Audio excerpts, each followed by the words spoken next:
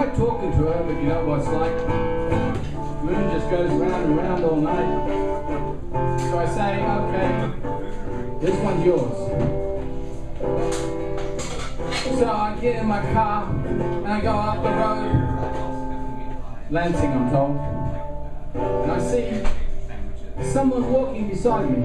Who could that be? It's Brian. There he is. And he's walking up to work because that's what he does all the time. And I say, hey Brian, there's a new coffee shop opening. Yeah. Get in the car, and he does. We drive straight before the whole 7 a.m. of this morning. It's supposed to open at 7 a.m. It's soft opening. The guy comes out and says, we're not ready yet, you have to stay outside. Now I'm about to sort of explode in Irish pride, you know. And that's the sort of welcome you get in South Austin. I'm going to McDonald's. But you know quite well I'm lying. And he knew I was lying. And so we sat there on the hard wooden chairs and we waited for them to open. I'm talking radio, new coffee shop. Now Brian wants to be there because he supports independent coffee shops. Brian wants to be there because he likes beer and coffee, I suppose. And I want to be there because opening something new in South Austin is really essential because the rest of the world's closing down. But I digress. We're the first customers at the radio coffee shop up there on Manchester this morning, right? And they don't let us in until 7:30 a.m.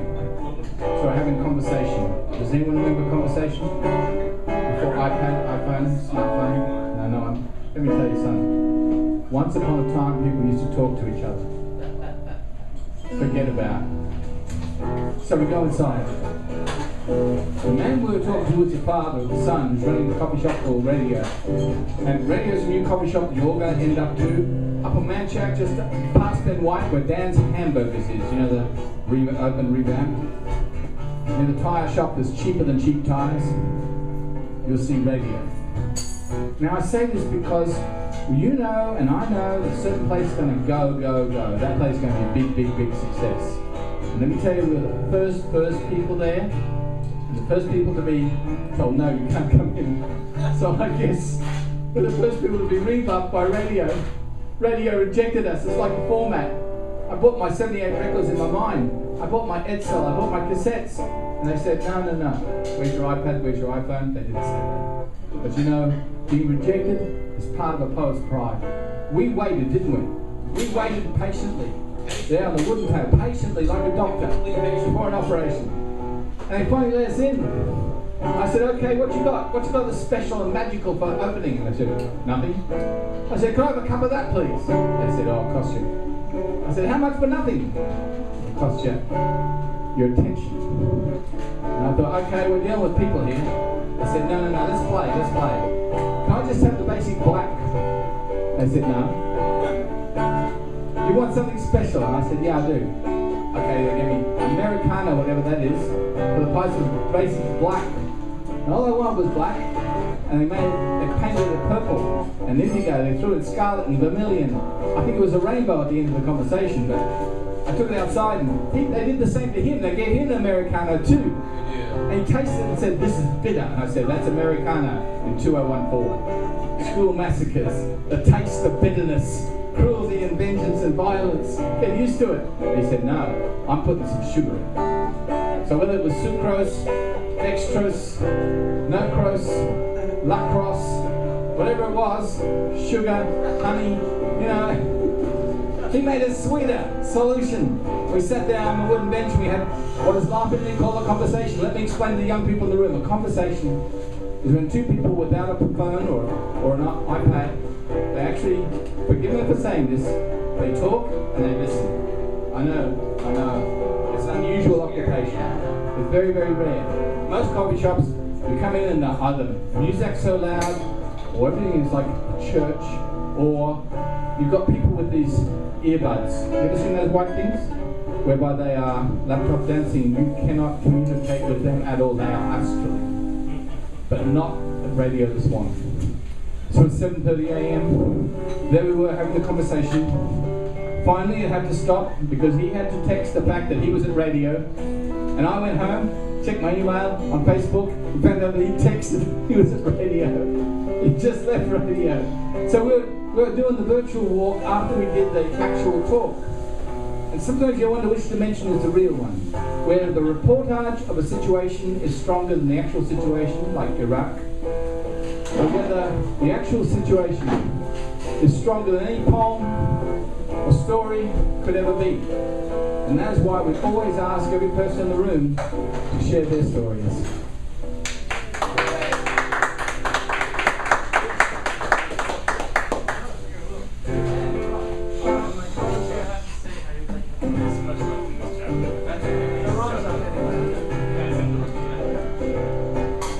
He says he's watching out for us, the mainstream little folks. He does this while he's telling all his right-wing evil jokes. Beware the talking heads like this man, keeping your mind busy. The shell game he is playing got you reeling in a dizzy. If Scott's libertarian, then wolves are vegetarians. A wolf that's in sheep's clothing, you bet it's him on the loathing. He's shining up the chains on you, trying to put on me a finger on the face. Give me a break. He says the law should not look in the bedrooms of us all, but he won't look in boardrooms where the screwing's going on. He makes $1 million each year. He is a paid-off champion. Feels sorry for big business, 'cause taxation is too hammering. Them stocks are libertarians, and wolves are vegetarians. Oh, that's his sheep's clothing. You bet it's him I'm loving. It's shining up the chains on you, trying to put on me a liquor on the tape. Give me a break. The stops he's a fossil, all his thinking's out of date. He says big corporations make the jobs we have of late. I wonder if he's ever heard of China or Taiwan, and ask the out of work right here just where them jobs are gone. That Stossel with his lying tongue pretends to be so kind, compares big business to small. He's out of his freaking mind. He's really good at fooling you, confusing all the issues. He cries for slandered CEO. Someone get him some shoes. It's not so libertarian, then wolves are vegetarians.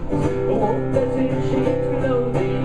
You bet it's him I'm loathing. He's shining up the chains on you, trying to put on me a finger on the tape. Give me a break.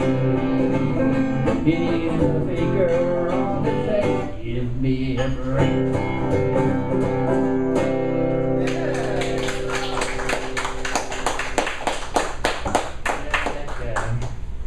A song for each of those other clowns. Glenn's back. Oh, I have like 3 and Alex Jones okay. and I'm Beck's in line. I think. Oh, good. Yeah, he falls in that ballpark. Am I doing more?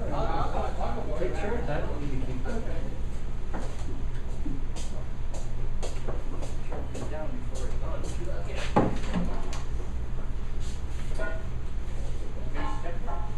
You want to pick up Scott? That's it. It was a good surprise finish. Which plug am I going in? Third one, from the left. And then just turn up the bottom. After that. Scale.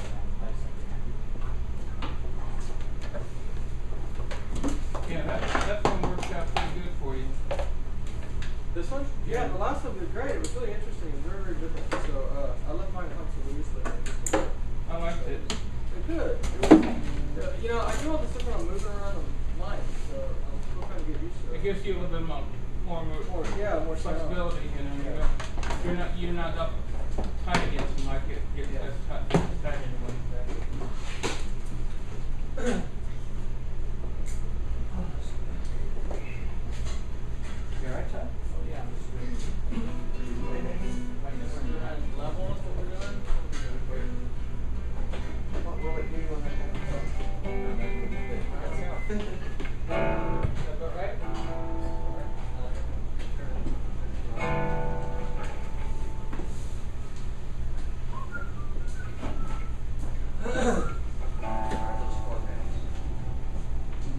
Hello.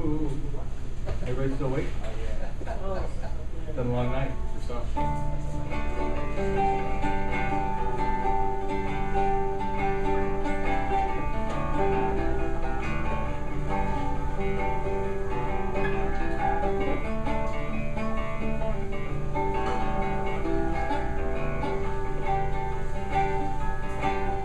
So, I'll just latch on to the wisest thing somebody told me recently that I like, so we'll start there. Had a project come up recently that I sort of doubted. There were times I was wondering whether I should have done it or should not have done it. And cut to the chase, the man said, "Be proud of your standards." Had me thinking about all the women I went out with. All the art I'd ever made. And the friends. On a night like this, when there's a birthday in the air, you gotta be proud of who you are, because you can see the people in the room and they all mean so much to you.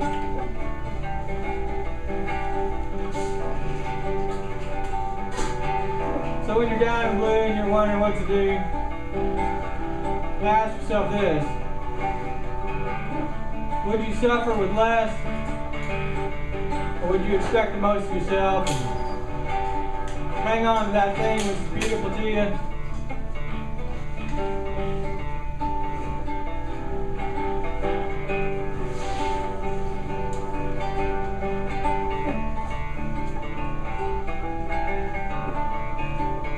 I think the best thing is being open. I thanked him and said that I wasn't thankful, I was thanks fluid.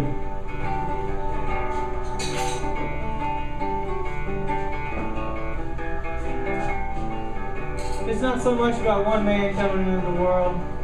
Today it is, but we can take harmony in that and realize we've all come into the world. And what we're thankful for is being able to share it. We could have been born in another place. So my son the other day, I was better off with Mozart in that time and age, when things were enlightened and ideas were coming out free and easy. Turns out they do every day in every town in this world, same way as it's always been, but seems this is the only one and that will never end.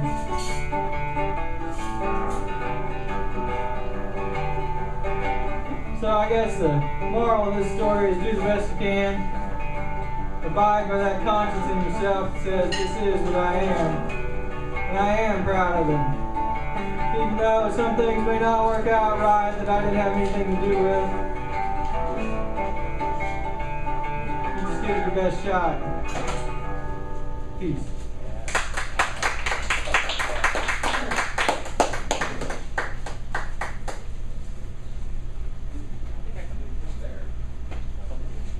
Oh yeah.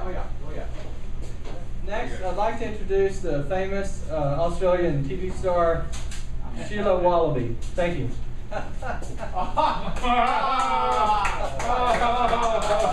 Good day.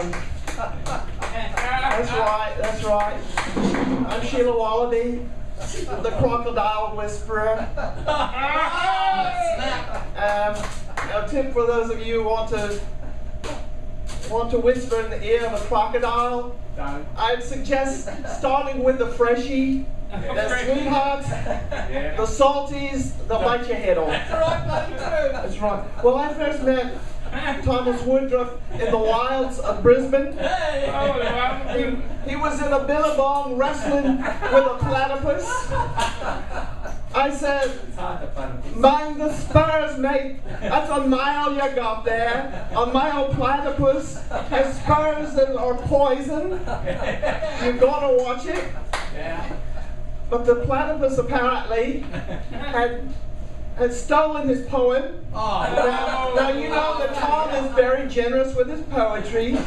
In those days he would give it out to every platypus and dingo and koala and wallaroo, you know, and even to the monitor lizards, the parenti and the goanna.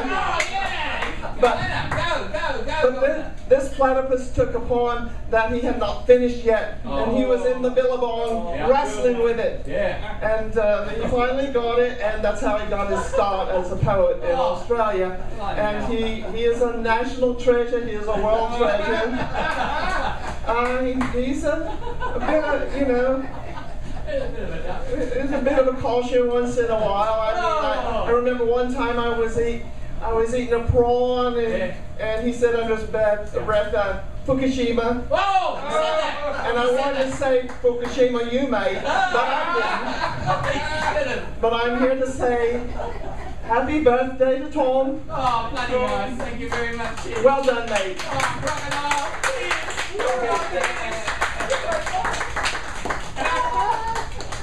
Just leave that. I'll give you another Australian cockney, right? That was so well done. That was really, really good at it. There was a Julien who used to do poetry, and part of his jokes were using Australian animals as you did, right? But part of it was things like, how much can a koala bear? Right. And come on, go, Anna, go. You know? So this is by Kenneth Graham's speeches. Now, Paul me, mate. Right, that's the name of it. Now, Paul me, mate, he's your dick and bonds are tight. And he'll blue for a fair crack of the whip. And I've seen his travelling photos ever since his puberty year. Don't reckon he changed the whisker, don't reckon he could go through. Now, Paul and me, we ain't exactly school chums, so being this stinking old a while, but I never thought I'd live to see the day too remote across me flaming Aussie brain when that drongo Casanova couldn't raise a smile. Well, the silly bugger looked real depressed. And I figured in my head something bloody up, but I couldn't interfere in my mate's private life unless he says, which he did, forlorn as a lost dingo pup. Thom, he says, Thom, why don't you write about time? This is why the fucking robot book. I shouldn't say clock, should I? You're way off here. My God, so good. That's for you. Didn't buy the clock. Regular as a front. Robot chook. Look at how he says, I'm the worst impersonated masticated is man. I don't know, life's bloody crook. Well, I remember a man clued to the plane when I was stuck with something to say. If the blues get away with you, say my dear old grandfather, and the dreams you dream get further than time seems, just live a little stronger, son. Just live a little longer, son. Kenneth Graham Smith. Thank you for that.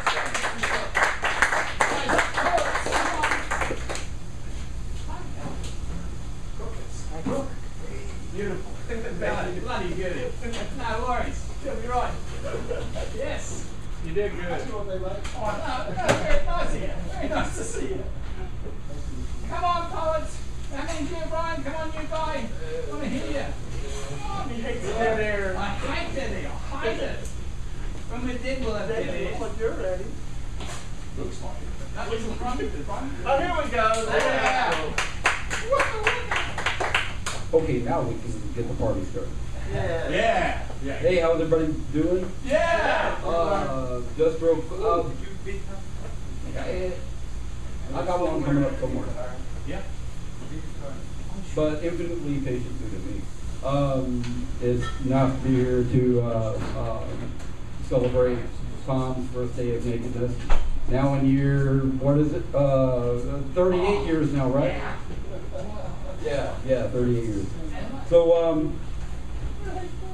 So just like real brief, thank you, Mr. Thom.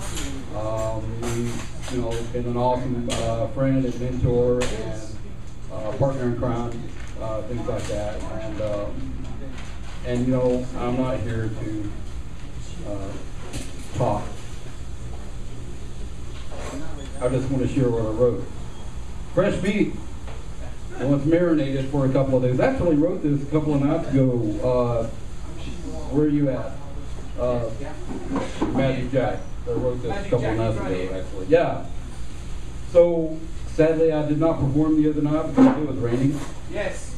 but I did manage to write, and I'm just going to go ahead and share, and I'll edit as I go along. And I may read one more thing, and I'm just going to sit back and eat my meat pie and simplify for a minute, and then, as everybody knows, when the party wraps up here, Strange Brew, right across the way, is celebrating birthday number, over that way. Strange Brew is celebrating birthday number 4. I was 3 years ago, now I'm 4. Yeah, and the party's been going since about noon, so if you want to grab some barbecue and see some bands, it's like a $10 cover. It was a better bargain at noon, but still, awesome music and awesome food and awesome vibe. So let's do it. I want to scream with a baby's voice, toothless and wild, and the only choice being left breast or right. And the beat of a heart to keep me calm, slow, steady pulse that fills the channels, makes my bones long and thick and strong. So I can stand tall and never call you mother ever again. Don't pet my head, because I'm soft up there. The hole lets in the bozo rays and turns me into you, sitting, laughing in the stands. But who paid their money? Their hard-earned coins?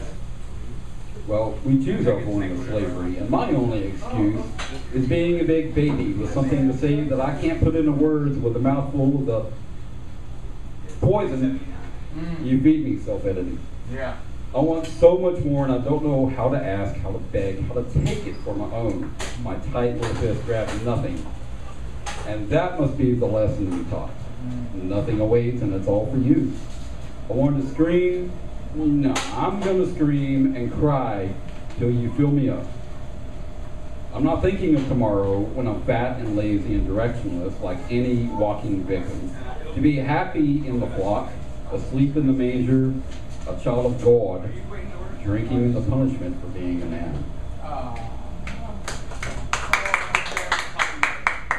One more, it's a cover version. I'm going to read just a wee bit from God. Stephen Wilson from numerous projects, and I was listening to the Incident album earlier today. It's a splendid thing. Not one of their better albums, but it is what it is, and it's Stephen Wilson. I was born in '67, the year of Sgt. Pepper and Are You Experienced. It was a suburb of It was a suburb of heaven. Yeah, and it would have been forever. It all seemed to make so much sense. But after a while, you realize time flies, and the best thing that you can do is take whatever comes to you because time flies. She said, luck is all you make it. You just reach out and take it. Now let's dance a while. She said, nothing ever happens if you don't make it happen, and if you can't laugh, then smile. And laughing under summer showers is still the way I see you now. How does time break down with no marker to slow things down? A conference of the strange, and your family is deranged. I can tell you what I'm thinking while we sit here drinking, but I don't know where to start. You see, there's something wrong here. I'm sorry if I'm not clear, but can you stop smoking your cigar?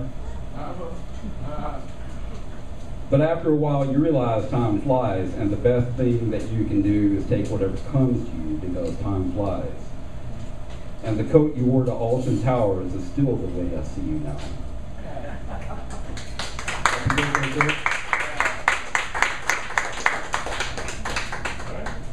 There you go. New blood. Okay, so I don't actually have this with me, but it's something I wrote a little while ago, and it's called The Genie's Riddle. So once upon a time, the great philosopher Avenici was faced with a genie, and he was not afraid of the genie because Avenici was a very smart man, and he had invented algebra and was very proud of himself. So he went to the genie, and he said, I'm ready to hear your riddle. And the genie told him the riddle, and Avenici didn't listen because he was a very smart man, and he had invented algebra. So he was very used to solving problems and answering questions and figuring out what x's were. In fact, he came up with the idea of thinking that x was something that it wasn't. So the genie said, that is my riddle. You have 3 questions that you may ask. So Avenici thinks really carefully. And he says, okay, how does all this work? What are the rules? And Genie says, very good use of your first question. So, the Genie says, the way it works is you get to ask me 3 questions. You've already asked 1, so you get to ask me 2 questions. Now, one of those questions has to be your answer in such form as is the answer to the riddle X. It was very familiar verbiage to Avicii because he invented algebra. So, Avicii thought to himself, he thought, how can I answer this riddle for sure? What is the one question that I need to know? And he thinks, that's the answer. Genie, I ask you, what is the one question that I need to ask? And the Genie is very excited at this prospect and responds very wisely. I should mention now that genies are really quite frightening creatures. So, Avicii knew very well because he was a philosopher and thought a lot about a lot of things. Now, Avicii knew that angels are creatures that are made out of fire but do not produce any smoke. But genies are creatures that are made out of smoke but do not produce any fire. So this big, ashy creature with 2 ashtray eyes was staring down at Avicii after Avicii posed his very clever and very intelligent question. And the Genie said, the question that you should ask in order to arrive at the answer is, what question should you ask in order to arrive at the answer? And with Avenici's last question, he said, dang it.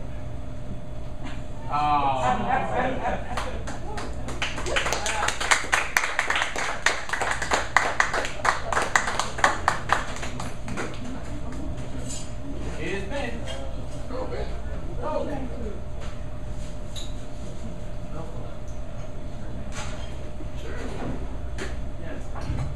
Poet butterfly. The winds rain tears woven adrift rainbow veils, where delicate lace wings glitter alike through prism. Pixies dancing among dewdrops wearing love potion, raining bees budding in life's moist gentle blossom.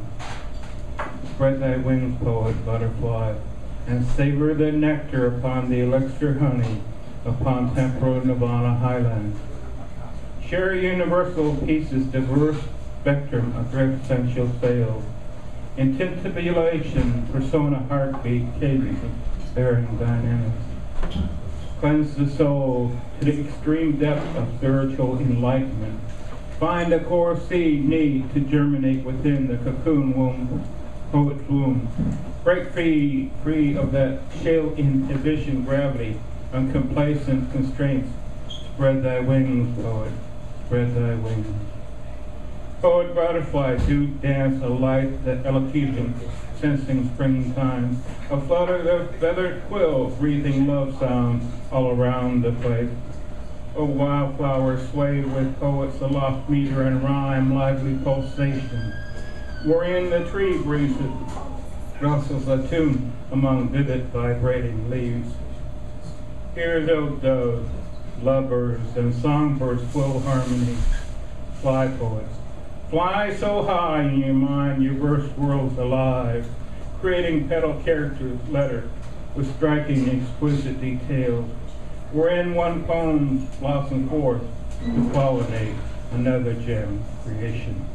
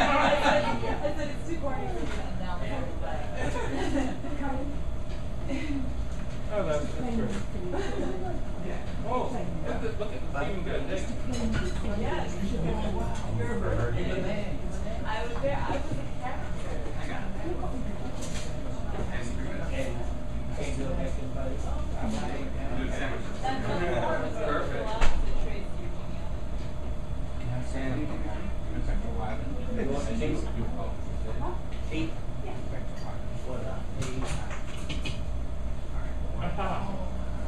Can you hear me? Yeah, we can. Yeah.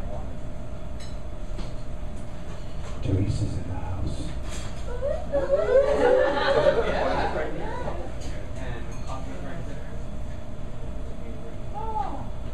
Okay, so I'm going to read this, but actually it's a song, and some of you have heard it before. Yep. Especially a well-respected man about town. I know what you're about to say. Wow. And let these ladies get settled. Yes, they Welcome get to the settled. birthday party.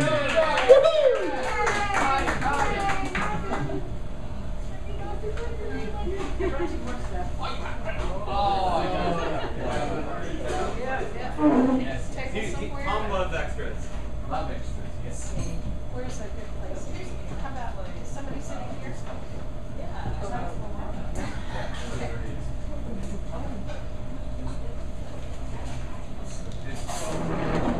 This is called Well-Respected Poet. And it's a little bit interactive. So when you hear me say the word frown, Yes. you say, he'd never frown. Oh, right, okay. That's hard. Some of you have heard this before in the song. He'd never frown. He gets up in the morning and he heads down to his desk to write down words of poetry he dreamed of in his rest. He's a jolly little fellow, a roly-poly man, always glad to see you and lend a helping hand. Do we have an idea who that might be yet? He'd never frown. Roly No, you're not paying attention. No, see, I missed it. you're too busy emptying that money out of your card. Where's the money? What you talking about? Don't start all over again. Because the physics teacher and the poet are not listening. As usual. Unless they're in front of the mic. Okay, there we go. Are we all settled now? We understand what our responsibility is on this phone? He never frowned. That's what you said. When you hear the word.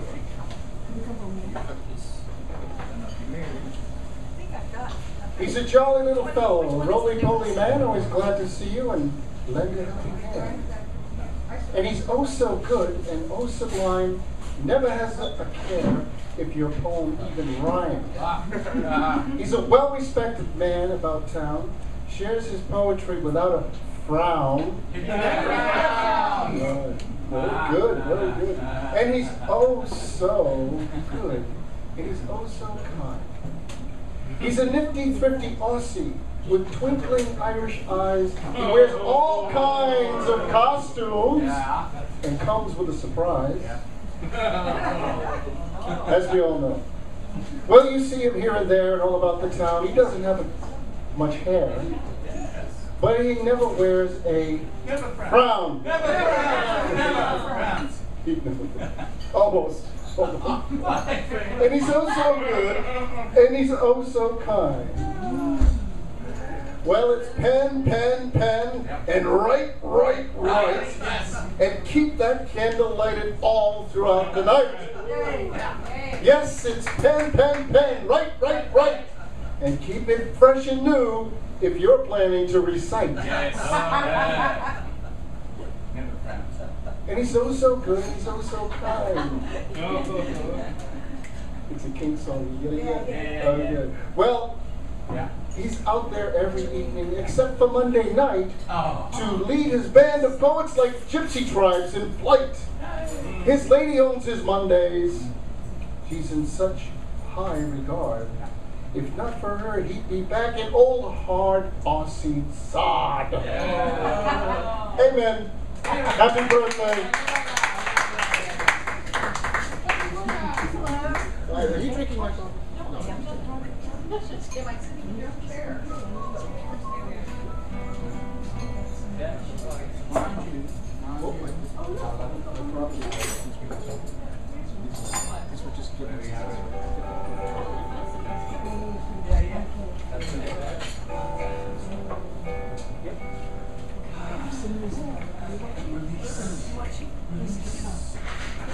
He's had a good time.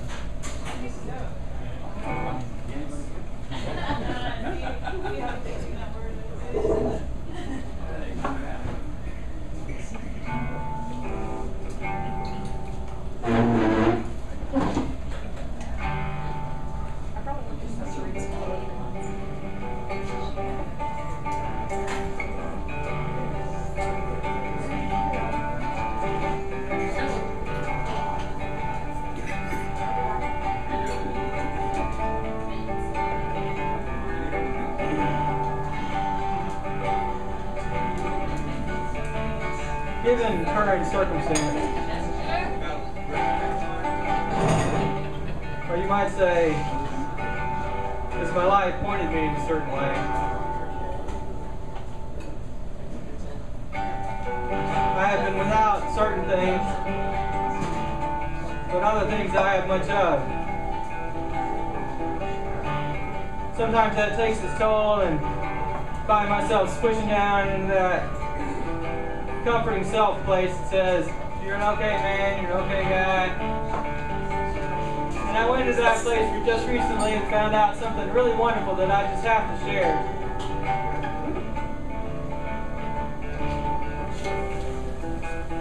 So I went to that place, my darkest of places, but it's a good thing.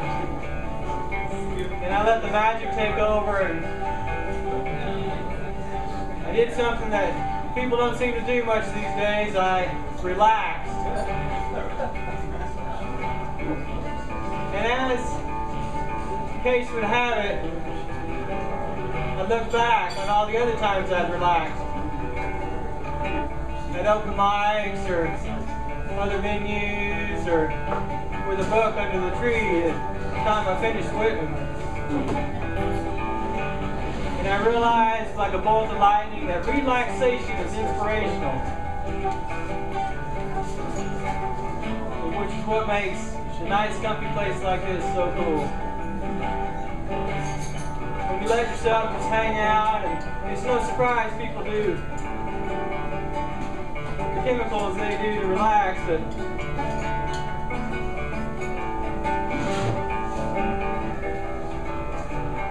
think about it, that thing that says, I'm going to get loose and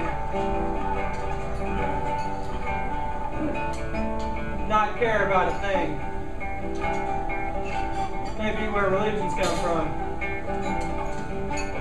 There's a God in hand steps in, and it's yourself, or whatever you want to call it. It says, you know, rather than have this cigarette, I'd rather go inside and write a poem. Rather than lay down my life for an ignoble cause, I'd rather stand up for something just and kind. You get up and you do. You sing that song, you write that poem, you go out there and do that nice.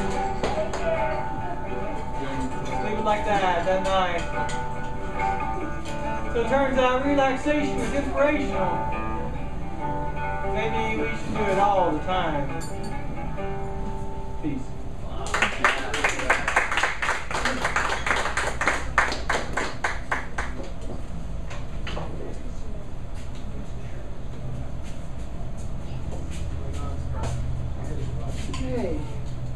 This one's apt enough. Accidental poet. I didn't mean to be a poet. I never planned to be. It just so happened somehow. I had written verse once, I don't quite know why. It seemed like the thing to do just then. I told stories to a group and some songs and poems to exercise my inner ham, I guess. I pressed my luck at poem open mics, more poetry than songs, and I got to know some folks like Thom. Thom once called me a poet. And you are. And so that was that. I might as well admit it at last. Come on.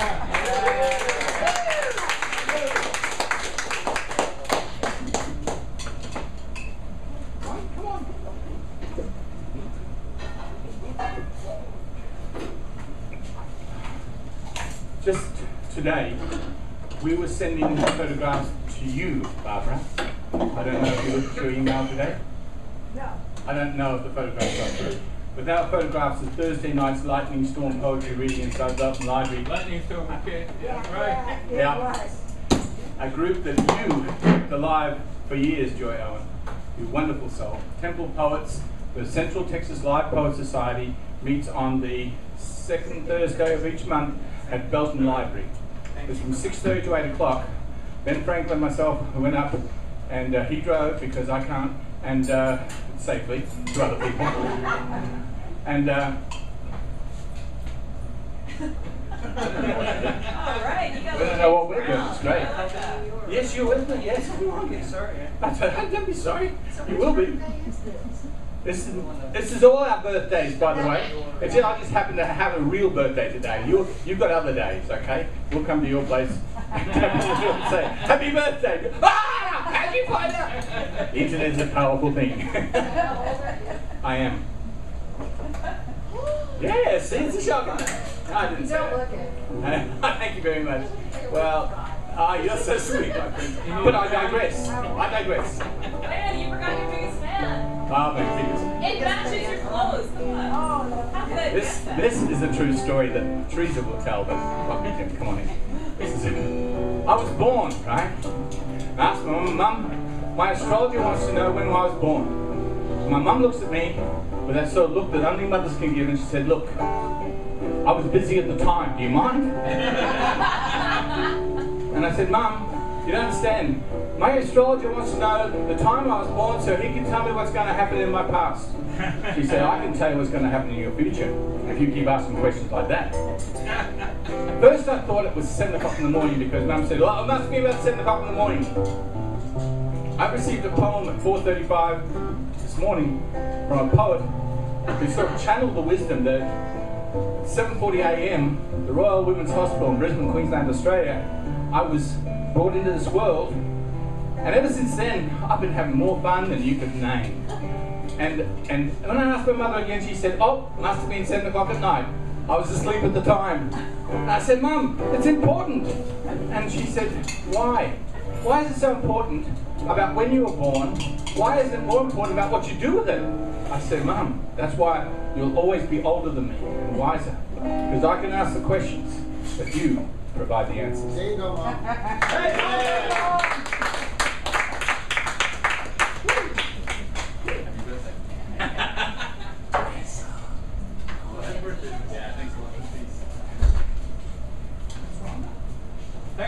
Thanks for contributing. Yeah, thank you for having me. You guys have a good day. Birthday cake on the table, help yourself. Yeah, it's really good for you.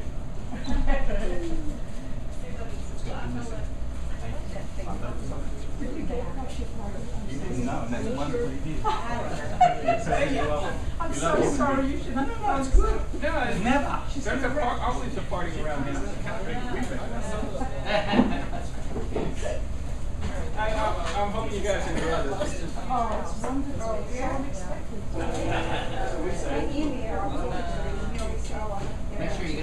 So this morning I finished my 500th song. Yay, 500! And 500. I will debut it at the High July Expressions Night, and over 30 of those 500 were inspired by you folks, so thank you very much for your contribution. I started a new job 2 months ago, middle of April, and there just happens to be a lady that sits next to me in the next cubicle, Thom. And she said, I know Thom. What? And she said, if you mention my name to him, he'll know me. Name? And You forgot her name. she sends birthday wishes. Who is she? Her name is Annalisa. Teresa. Yeah, she said she was a poet and in the Boston area for many years, and she knows you, and you should know her, Long time. but oops, maybe not. Yeah, she should. It's been a while, she said. She Yes. got ill and she had to come out, but she said she would like to come back at some point, and I've been gently encouraging her and giving her the list of all the places. And she can play guitar. Oh, yes. Annalisa. It's right next to me.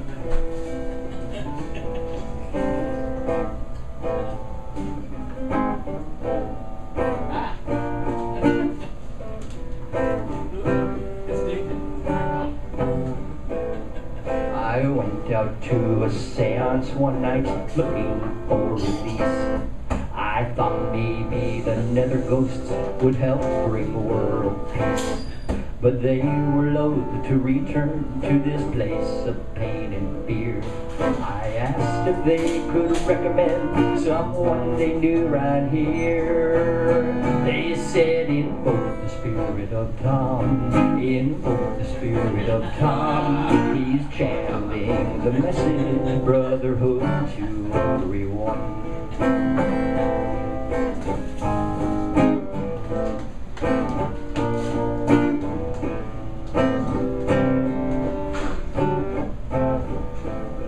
I went in search of this man that they call the world poet. His fuzzy secrets to possess, I want to share and know it. But all I found were photographs with him, but famous stars or phantoms of this legacy, ghosts hosting peaceful charms. And I invoke the spirit of Thom. I invoke the spirit of Thom. He's channeling the message, brotherhood to everyone.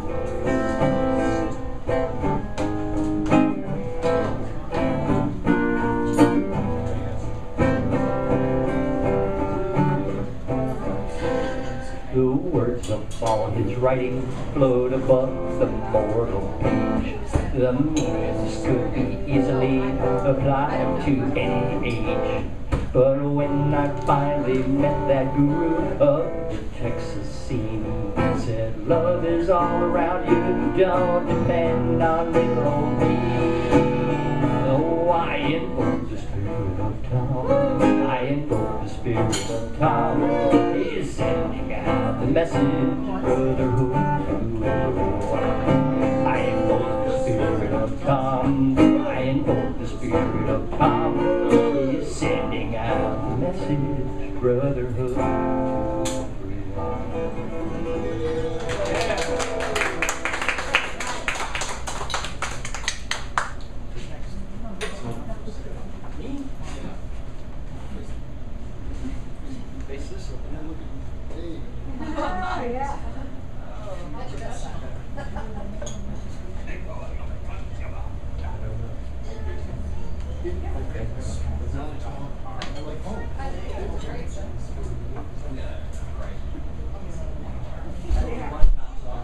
Feathered flight. It was a mighty bird, but try with all its might, it could not take to flight. Such feather fury and such a hurry it would fly from high perches to propel slideways, then be impelled quickly downward in a mighty hard fall that did thunder dust into the ground with a soft downy plumage flying just everywhere. Where within windy gusts they were sending twirling, whirling high, adrift air currents like helium bloom taking off to unknown. Finally, upon hummingbird propellers, it stood in place like it was a helicopter, going nowhere else but where gravity let it fall, more gently this time, not ruffling tail feathered. Woe is a flightless bird, seeing bird flocks sailing high above them. Downtrodden tracks wandered all about. How could one fly? So intense a flight that he tripped into what seemed like a hellhole, that a whirlwind blast took him almost to heaven. And on the way down, one quickly learns how to fly in America any way possible, rather than end up stuck down under.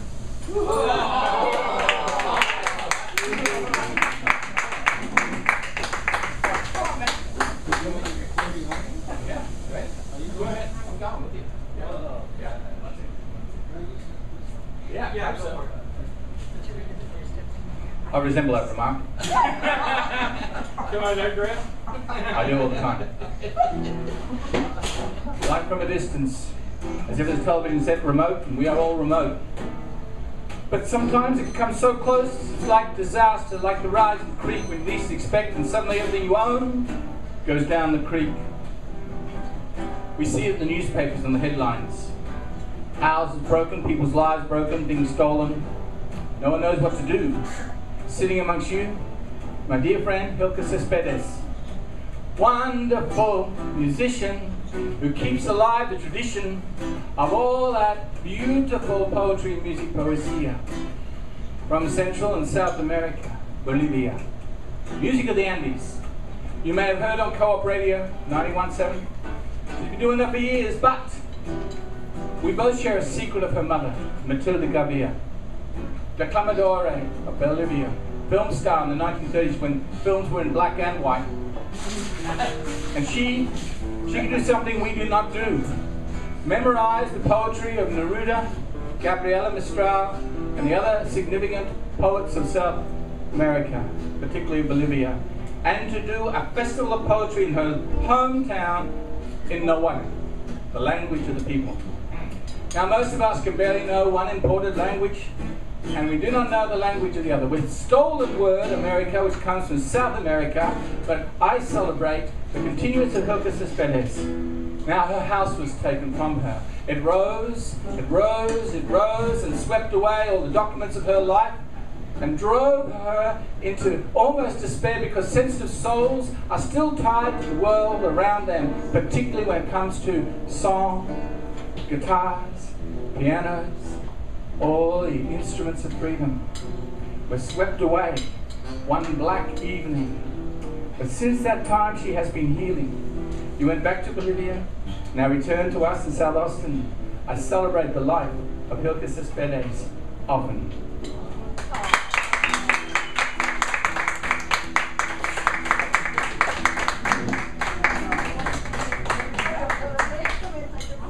Oh, you have your hand to play. It's great. It must be great to be Thom, the world poet. How wonderful it would be to just get up there and say what comes to your mind. You're doing it. Yeah. And this is about that. Oh, there you go. Tim is right on. Yes, he is. So this is about discovery and names and finding out what you are. What's your title? What can you do? What are you? Yeah. You know, I used to teach kids art, and I had this idea that all kids are artists. All kids can create things. All of them, until they find out that they can't. Someone tells them that they can't. Don't tell them. Or someone's better than they are, so they give up. Oh yeah. You know. And I would have parents come to class and say, well, they're not really that good at it, but they really want to take the class. I'm like, they're all. Yes. Well, she can draw better than I can, but I think she gets it from her uncle. Oh. I said, oh, was that osmosis? How did that happen? Yeah. So this is about that because it has to do with me personally and finding out a little bit more about who I am after I got here 2 years ago in Austin.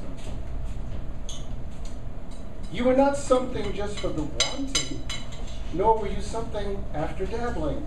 To be seriously considered needs more. Worthy of a title is the great chore. Are you a dreamer or a dabbler? I was not a poet because I wrote a few poems and a few lines, nor a musician because I made a note. Yet after demonstrating my gifts came a unified vote and a plea to go on and not to go away. Yes. Therefore, those considered worthy and acclaimed, encouraging and supportive, praising efforts displayed, declaring and bestowing titles.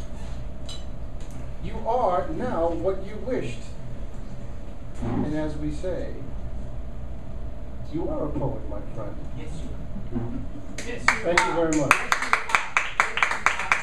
And to that realization, I owe much debt and gratitude to our friend World Poet, who said, yeah, you're already there, man. Just keep doing it.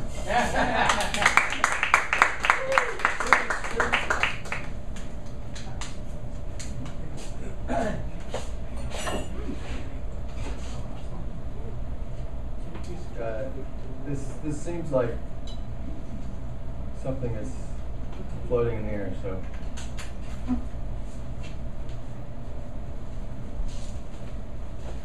If you look back, and I think most of us do, that's sort of what might be called affectionately our job. to look back on where we come from, who contributed to it, who added to the mixture of who we are. Come right on in. Please continue. And then all those people who contribute, all those people who add something to it. Whether it's a child when I was 5 and saying to her, I love you, and she saying back, well, I love you in God's way. Or whether it's a man walking across a room or a person entering a dwelling 12 miles from here.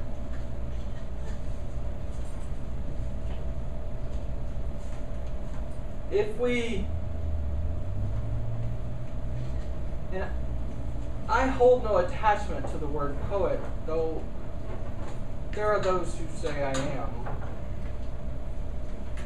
are to manifest and pay homage to all of those who have contributed to this June 14th, whatever time. We make poems, moments, music, money, yet at the very essence of it, I want to own nothing. I don't want to own my children. I don't want to own my art. I don't want to own the words I say. I want to give every last ounce of it away. Yeah. A way to flow from this room to the next room to the next room to the next room, so that if sometimes somebody says, ouch, about one life pang or another, something in them that has contributed to where they are will say to them, you know, there are good things too. There are really good things. There are people lending you their ears, their eyes, their attention, their love, their affections. And the analogies for it are endless. For me, in the Latin sense, Borges, a leaf, or the Tower of Babel, or Poe's Raven, or what I spoke years ago, maybe a year ago, flowers. And it all comes from here, from there, from a child enjoying a piece of cake, oblivious to everything. Fantastic. I'm glad that y'all contributed to this, and I hope that it is a blossoming. Thank you.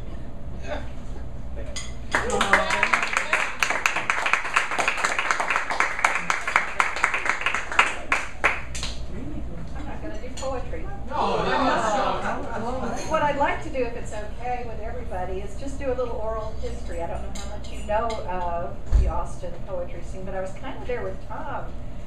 I don't know how much before I showed up that the scene actually started with you. It seems to have started with you.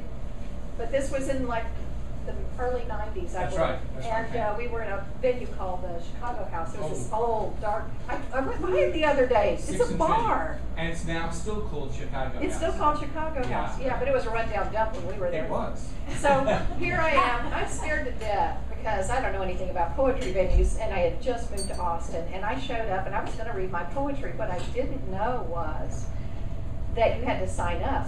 And not only that, but at the time, oh my God, they had so many poets there that there was not an open slot till after midnight. Seriously. And so I believe it was Thom said, if you want to get an early slot, oh God, you were so sly. So he said, come early, and they have a meeting of the poets that are going to put together the poetry festival. And then you get in early, and you can put your name down early on the sign-in. That's how I got roped into doing the Austin. And it was so much fun back then, remember. Oh my God, I haven't been to one recently, but it was just everybody loving everybody, money flowing from the heart to bring people in from all over the world. It was an incredible thing, and if any of you here were able to experience that, I can only tell you what I remembered. It was amazing. Again, what Thom said is true. I was working in Temple at the time, and it was such a long drive down to Chicago House that I thought I'd start a venue up there. And I didn't keep it going all those years. They had some really good poets up there in Temple that kept that venue going. And over the years, I dropped out of poetry really pretty much. But you know what the constant was through all of this is this force of nature called Thom the World Poet. Honest to God, I do not know how you do it. I don't know how you do it. But drugs.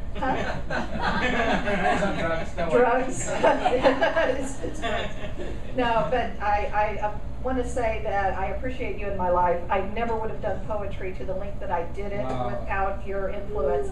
And I just pulled this, I don't even know where I got this bookmark, but I'm going to dedicate this to you. It says, I knew when I met you an adventure was going to happen. Absolutely. Yeah.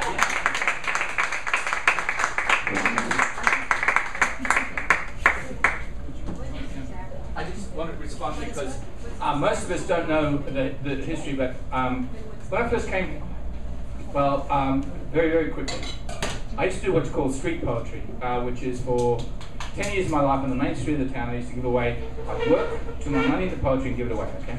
So that was really great until the train stopped coming early in the morning. I used to do it from 5:30 in the morning because, as you know, when you want evolution, you have to go to the urban proletariat, right? That's the working people on the way to work. So poetry was in every workplace all over Melbourne, but that was then. I come to this place in the middle of the desert, and I'd seen at the Melbourne Film Festival a film called Slacker.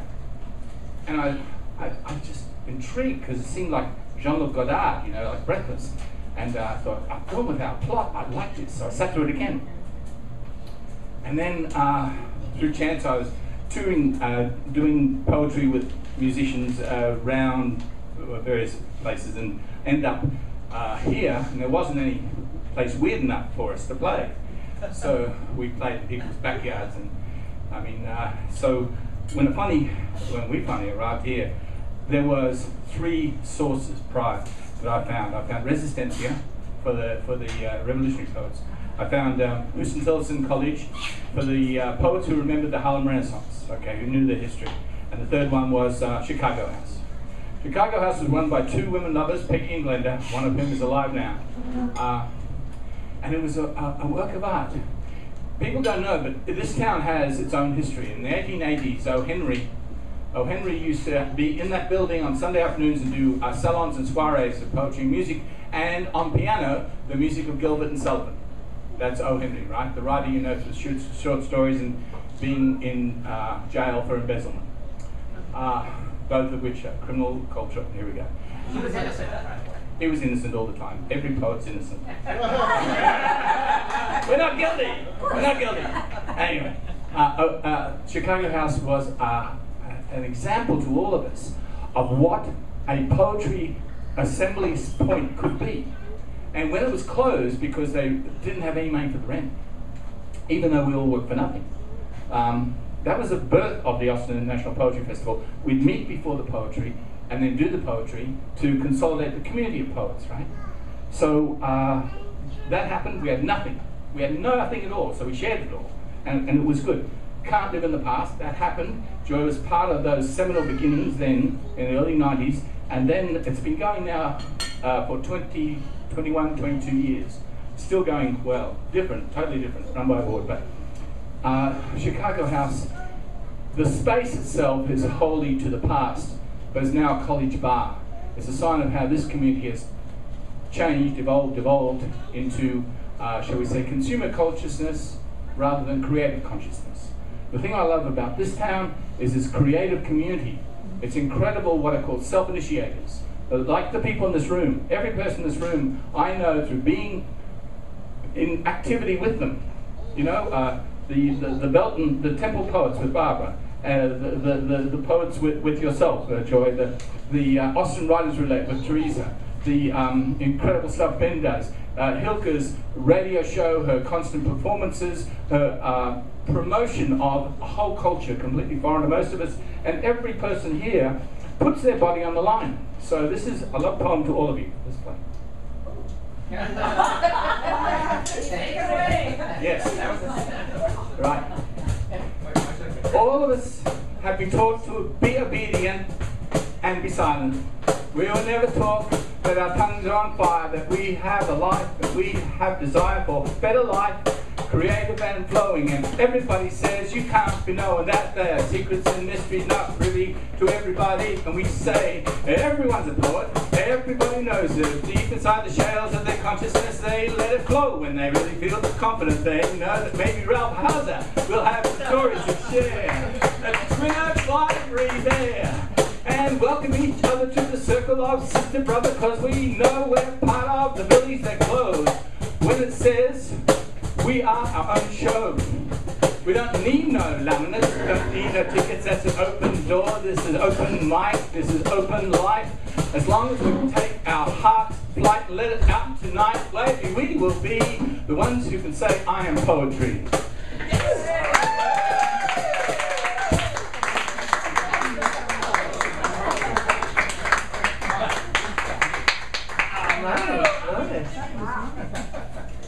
Well, poetry survives.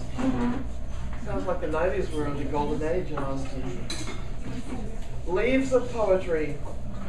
Poetry springs like leaves of grass, cut short as it is grazed, mowed, pulled out by the roots.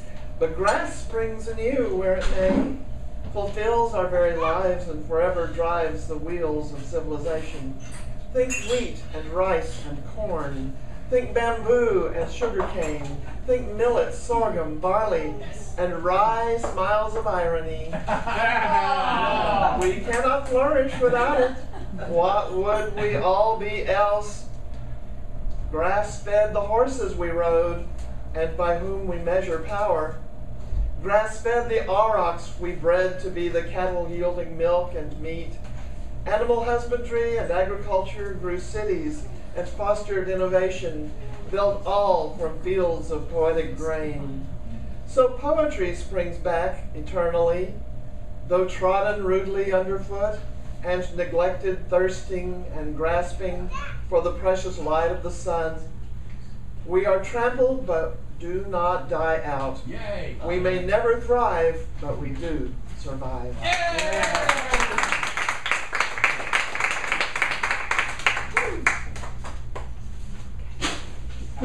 Tim Mahoney, and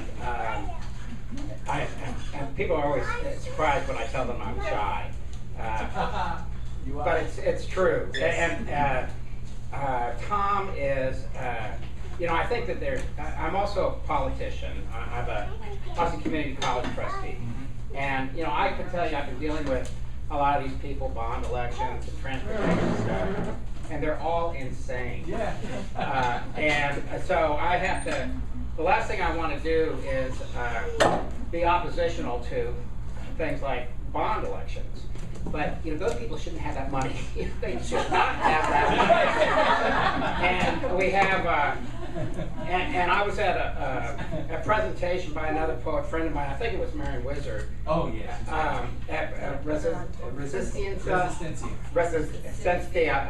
bookstore when I was back over here at South First. Mm-hmm. And we got a lost in at the end a little story about the history of Austin. And sometimes dealing with politics is so depressing, almost suicidal to be engaged with it. And there was a give and take for a little bit, and there's nothing more depressing than radical political people. And they were going back and forth a little bit, and to talk about what the future was, and I said, I get my future from poetry. Yeah! Yes! And it's not to connect with that energy about who we are and where we want to go. It's all bad. Not the poetry, not us, but what we're going through. Yeah. And it's, I was listening to just another minute or two because I have to run. I was listening to, you hear it all the time when people try to do community organizing, say we got to get our charter together so we can go tell the legislature what we're about. And no, we don't have to do that. We get our poetry together. Yes. So we find common ground, yes, so the legislature can come to us. Hey. And Thom, you know, I mean, I was talking to somebody at one of the deans, the arts program, and we were talking about something, and a conversation said, "Oh, you know, Thom, the world poet." And I said, "Well, yeah, I do." I said, "Well, it's just amazing." And so, you know, I think your generous spirit is something that I hope it goes on, because the energy is just so exquisite. Me too. So I think that's good enough for right now. Thank you.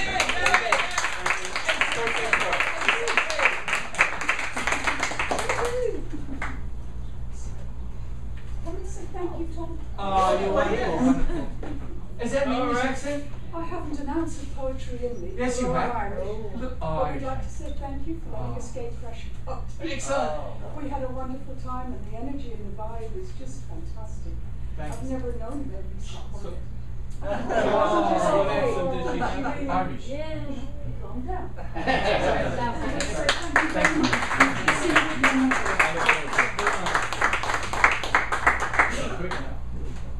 I'll do it next time. Irish roots. Irish roots. Are you here every week? No, we're all over. It's on the list is on the end of the book. I've got the book. Oh, I'd love to come again. Thank you. Thank you very much. Wait right after this one, I'll do this. She's got to get an announcement.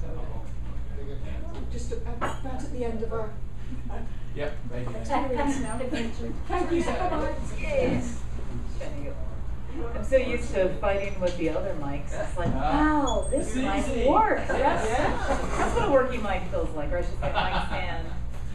All right, before I read the piece that I selected for right now, I wanted to give everybody one of these little flyers for 100%.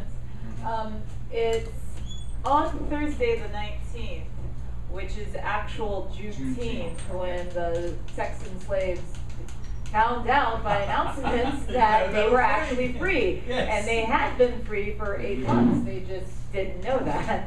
And so what 100% means is, for those of us painters who took a 12 by 12 canvas and decorated, it could have been painted, it could have been embroidered, whatever the person wanted to do. It's going to be a silent auction. And the opening reception is this Thursday, on the actual day of Juneteenth, and 100% of the proceeds will go to the educational program at the Carver Museum. So if you didn't get one of these, I'd like to give you one of these. And also, speaking of the Carver and Juneteenth, today was their celebration, their day-long celebration. Yes, which is why I gave him the fan, because it was also the opening of the Genealogy Center. And I know, I love that it matches your outfits. You do wear yellow. Trendy.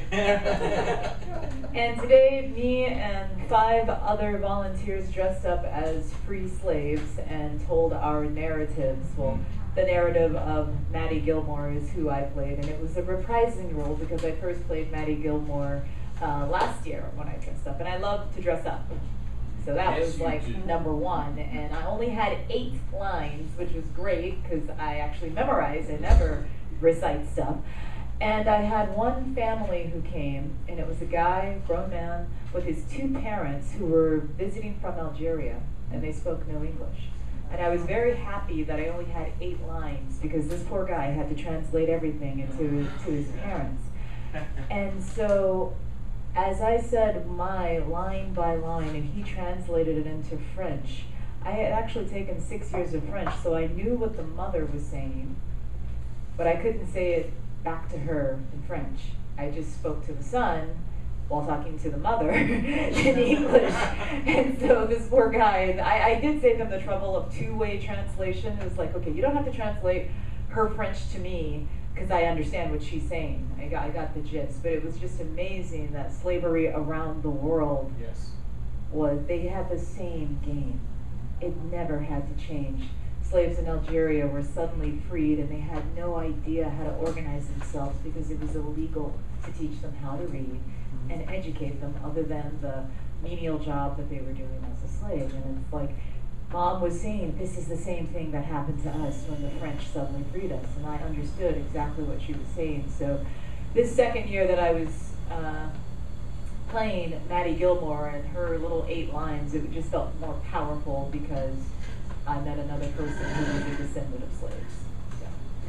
And speaking of slavery and empowerment and poetry and literacy, I actually wrote a piece about one of my favorite slave heroes, Sojourner Truth.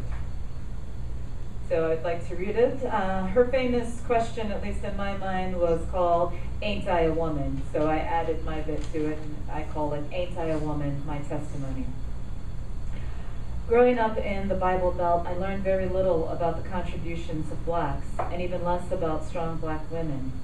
Yet, from the little I was taught, one of my sheroes was Sojourner Truth. Named Isabella at birth in 1797 in New York, she grew up speaking Dutch, the language of her original slave masters. She was first sold at age 9 and learned English the hard way, bearing the lash whenever miscommunications occurred. She labored hard in the fields, agonized as nearly all of her children were sold into slavery, and fought for equality before and after she became a free woman. At 29, Isabella changed her name to Sojourner Truth, walked to freedom, and preached about the abolition of slavery, women's rights, the right to vote, temperance, prison reform, and ending capital punishment. She helped Abraham Lincoln formulate the Emancipation Proclamation, pioneering the civil rights path when everyone else was still preoccupied with the talk of civil war. In her most famous speech, Truth asked the fundamental question, "Ain't I a woman?" In Truth's day, white women were put upon pedestals that were planted firmly on the backs of black people. Black women served as beasts of burden in a variety of ways: cook, caregiver, maid, field hand, breeder. Truth knew in her heart that black women were only different than the women on the pedestal due to their slave status, racism, and lack of equal access to resources. Given the prevailing pseudoscience about the mental capacity of blacks and the pseudo-religious belief about blacks not having souls, those untruths justified their continued enslavement and denial of a proper education. One of the ways Truth made her money was by selling pictures of herself. The caption on each portrait read, "I sell the shadow to support the substance."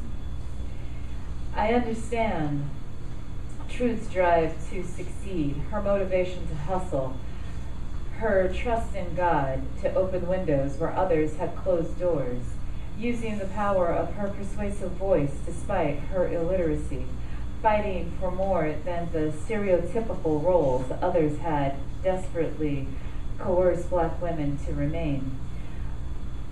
I can be the temptress, the tease, the naughty little girl next door you salivate to defile. Afterwards, will I be the trollop, the strumpet, the slattern, the meretricious woman, and all the other 200 plus negative names you call sexually expressive women because you feel guilty or inadequate about your own sexuality? No matter which way your sexual pendulum swings, ain't I a woman? Oh, I got your joke. You found my feminism funny? As a matter of fact, you're my favorite punchline. That's right. While you're laughing at how little I earn despite my education and experience, which is equal or superior to yours, just remember, for my last joke, I'll get the last laugh. Ain't I a woman? All these conflicting messages on womanhood. I'm to be strong for childbirth, but weak for birth control. Creative in the kitchen, but unimaginative in politics. Loud when singing the praises for others, but silent when standing up for myself. But ain't I a woman? And if you ever succeed in quieting me down, don't think you've won. You should be afraid, because I'm plotting something subversive. Ain't I a woman? Thank you.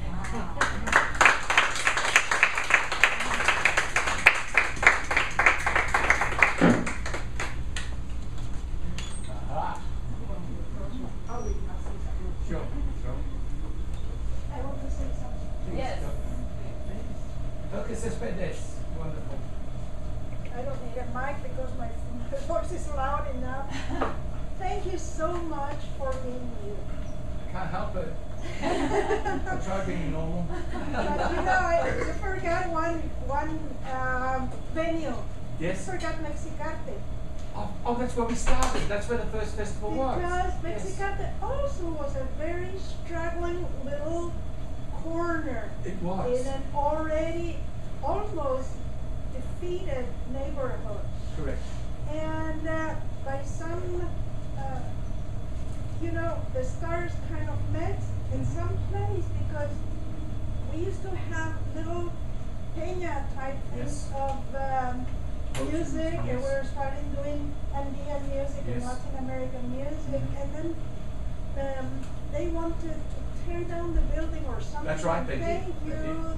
Thanks to they closed down the third floor. They closed, and that's where Thom and I met. We didn't know that Thom existed. I just went because we had 15 minutes, I think, of music. They played some of my Andean piano things, and that's where I met Thom, who also, did you perform that evening? You said something. You made us recite something. Yes. I think. And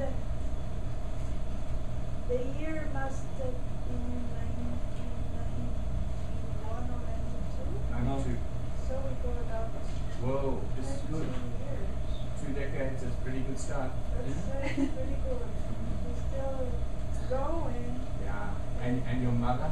That's really good. And this is also the connection is that it's true, my mother had poetry in her veins. Yes. In her veins. And you know, Thom, I just discovered among the things, she passed away in 2010. 2 weeks before turning 99. Wow. My aim was to have her be entering her centennial year, and fate didn't want it that way. But Thom was, every 5 years when she turned 90, Thom was there at Mexicarte, and then when she turned 95, Thom was there. At Mexicarte again, and well, we pushed it. We did, as far as we possibly could. As far as we possibly could. And I wanted to say something else. Some of the things that have survived this horrendous flood that has taken all of our memories with it. There is little, you know, agenda, little books. Oh, programs, yes. Not books where she used to write. And I discovered how she learned how to speak English. My mother married a gentleman from TCU, my stepfather, in her second marriage. And he was a doctor in political science and a professor there. He went to Bolivia, fell in love with her, and married her. Yep. And she came to find a redirection to her life. And that marriage lasted 40-something years. And she knew no English, very little English. And he knew a little bit of Spanish, enough to say a lecture at the university. And I discovered recently little notebooks, this little agenda notebooks. And you know what's there? Little poems, and then like Emily Dickinson, and things of that sort.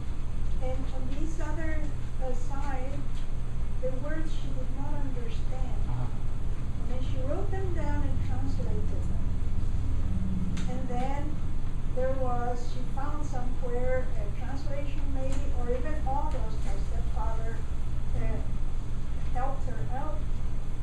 And this is how she opened her way into the English language. That's beautiful. It was always poetry. Poetry, yes. Oh, she was poetry. And so that is so, and thank you so much. You have been a companion in our lives that we helped her. This is every birthday, you know.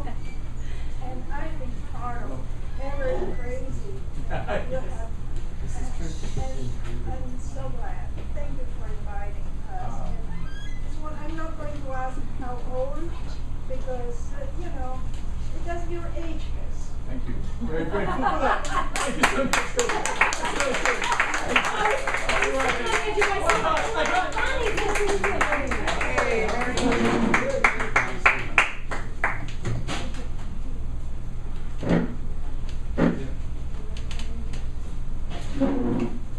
Oh, that's it, is it? I thought you were going to say something, Barbara. I will. Oh! Yeah. Silent poets, that's a crime against humanity, isn't it? Well, from the Temple Life Poets, we can't thank Thom enough for helping us revive that group. It was about 3 years ago at the Cultural Activities Center in Temple that we decided to get together, and when we came together, there were 4 whole of us. Yes. And so Thom was so gracious to start coming down and bringing wonderful poets from Austin that would contribute and just liven us up.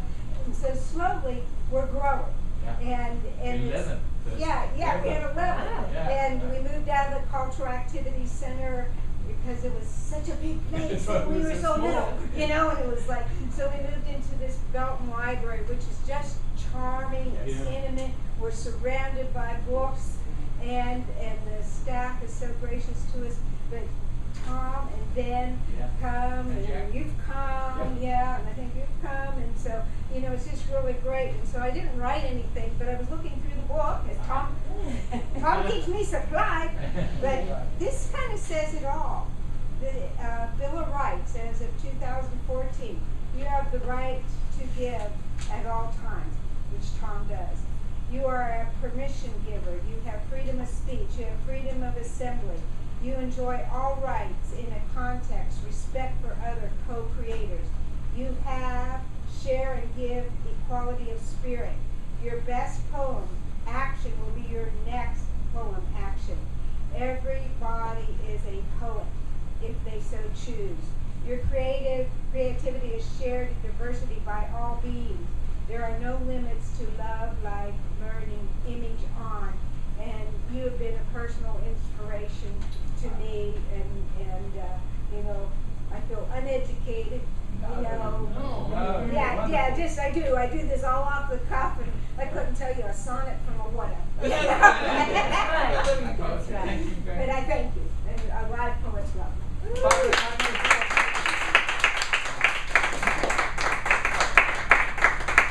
Well, Parasa is the guy you need to go to Twin Oaks Library next Friday to share your stories.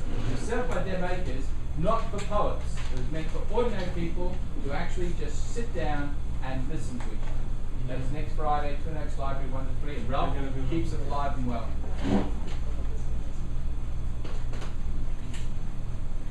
If you have to work during the week, I know it's a really terrible time to get there. But it's from 1 to 3 in the afternoon at Twin Oaks at the corner of South 5th and West Mary.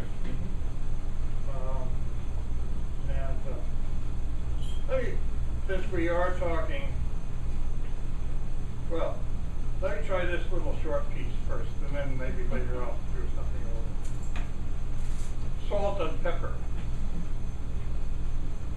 2 days later, her perfume still detected in the car. A teasing friend asks about hot dates the weekend fast. Monday commute, salt and pepper was suggested. I remind him of my age, as we all do.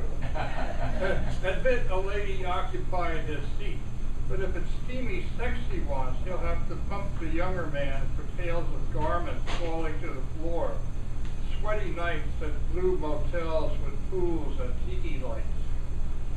I've reached a time when I'm the safest state in town. I know when dreams are simply dreams. I'm called to warm my sweetie's feet, not toast her memories.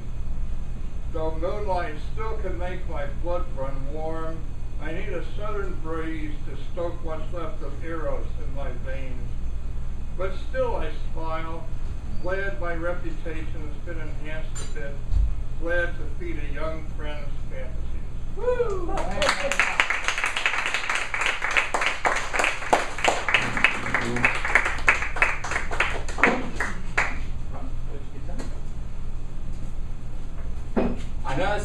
familiar to people who are unfamiliar to free speech or freedom of assembly. But there's nothing original in any of this. It's from the oral culture. The oral culture, and this is stolen from the Quakers. The Quaker says, as the spirit moves, move it. So that's what this night, which is the actual day I was born, which is what my intention was, and I've got the cards there. I was going to write a poem for every person that came with the time of them coming in my day. But the trouble is, what happened was people got to like each other. So what happened was, we've been talking to each other all day. Since midnight last night, we've been having continuous conversations. There hasn't been time to from a distance, talk about how good it was to talk. We've been actually talking. And talking means listening. So this is for every person who's actually partially or completely here. You were told the wrong thing when they said consume, and someone's better than you. There's no one who's ever been you. You're the only one in your skin. And if they compare you to others, just say that's another universe, brother. My galaxy is spinning, and I'm a constellation, can't you see? There are stars above us that we came from. They say we're star children. Well, I believe we're still shining. We know where we're going. It's in this moment, this momentary moment, this singular, unique moment. And after that, who knows? But right now, for this night, we are certain as you wish, like Heisenberg and Heraclitus, we are almost completely here. There's a part of us still dreaming about the past of us, and a part of us projecting the future of where we need to be beyond tonight. And now you see, every one of us is different, and that's where it all fits in, you see. If we were the same oblong block or a pyramid of infinity, well, I guess we'd never bother to stop and listen to each other, because the mysteries will be locked inside our skin, and we've been taught to be silent ad infinitum, I say. Your dream is your dream, and it needs sharing, because no one's going to know what you say until you say it. Your speech is your speech, and no one's going to be the same as you. You're the only one that knows it. So this mic tonight, on the day that I was born, belongs to everyone in this room for the short time we've got in common. So don't sit there silent, passive and consuming with a negative system saying, I've heard it all before, because you ain't never heard this no more, because it's fresh. It's made for everyone here, and you can do better. So eyes are ears, and they're listening in here to what you've got to offer. Take us further. The future's calling. Past is stalling. This present moment is your name upon. Come on up.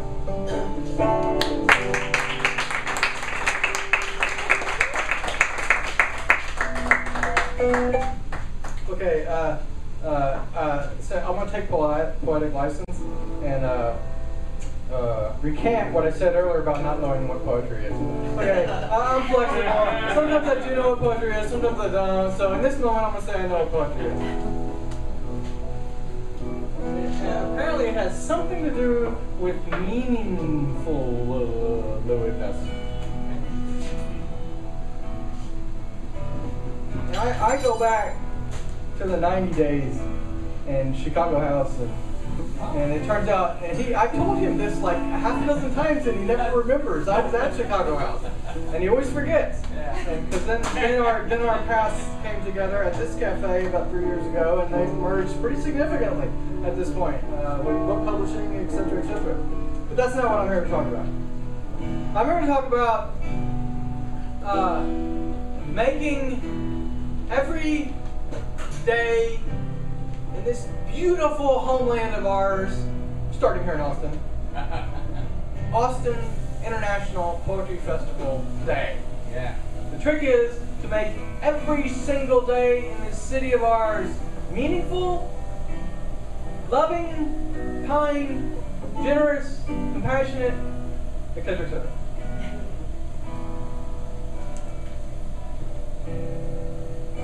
So what do you do to make every day Austin International Poetry Festival Day?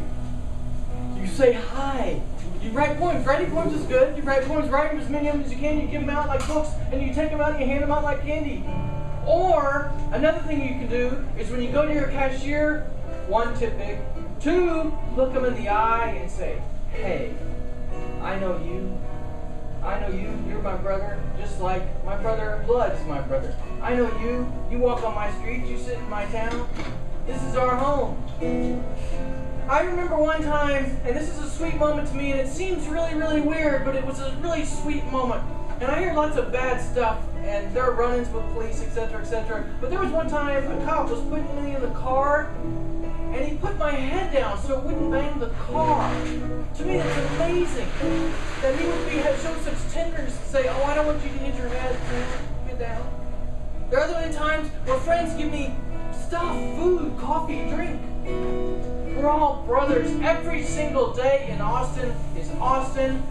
Stress on this word, think bold, exercise font if you're on the email, etc. Exercise font, International Poetry Festival Day. It starts where you live. And I think they'll be okay with this. We make home where we are. It occurred to me last night, my kids came over and I wanted them to make themselves at home. Not. You make yourself home. You treat every poet, every person, every friend, every face as your mom, as your brother, as your sister, as your lover, as your friend, because every day in this great town of ours is Austin International Poetry Day. I agree with all the kudos to the man in yellow in the white hat. And he's right. When children speak, we listen. When adults speak, we listen.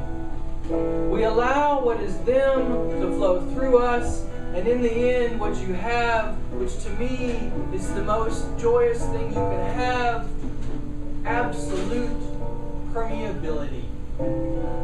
Let that be our mantra on this day, one of many Austin International Poetry Festival days. Thanks.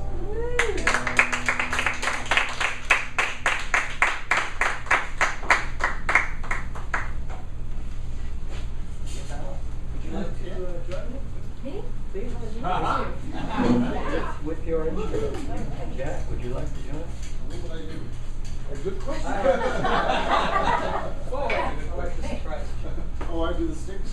Yeah, and you can do some vocalizing. On the west side. How about the spirit moves you just harmonize along? Is it with singing or swearing or whatever? No, he can sing. He doesn't need an actual. This is a song that shoot you my coworker Coleman Brown wrote the music for this. Find it. There we go.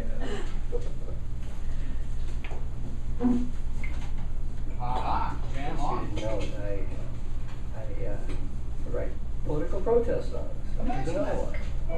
500 songs as of today. Today, I used to from you guys. In what, 2 years? 3 years. 3 years.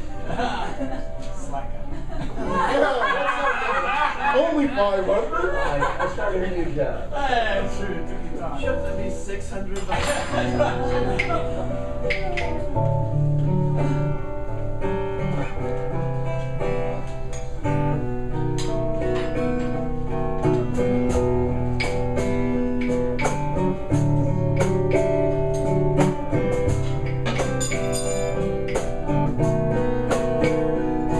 You don't need to see me with your tunnel vision.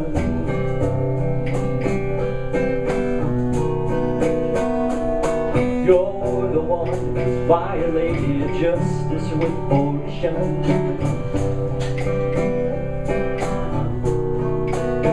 It's a war of words and accomplished is my mission.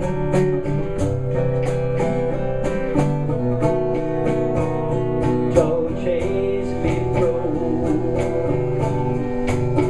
It's down to your decision.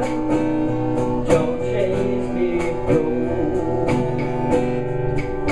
For the moments you got better ammunition.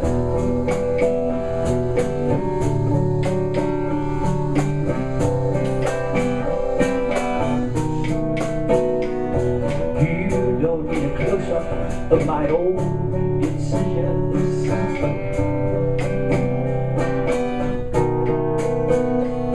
You're the one who's violated dignified positions.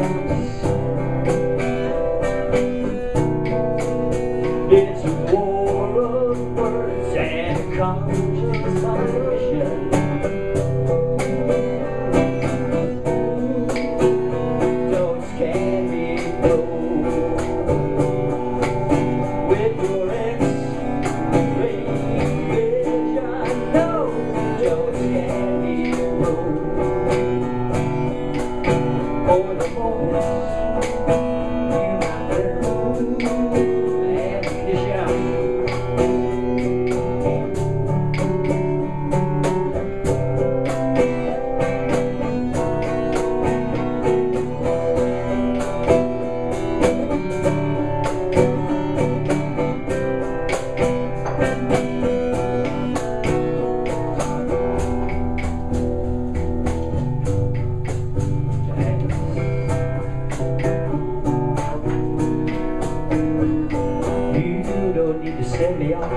your ration.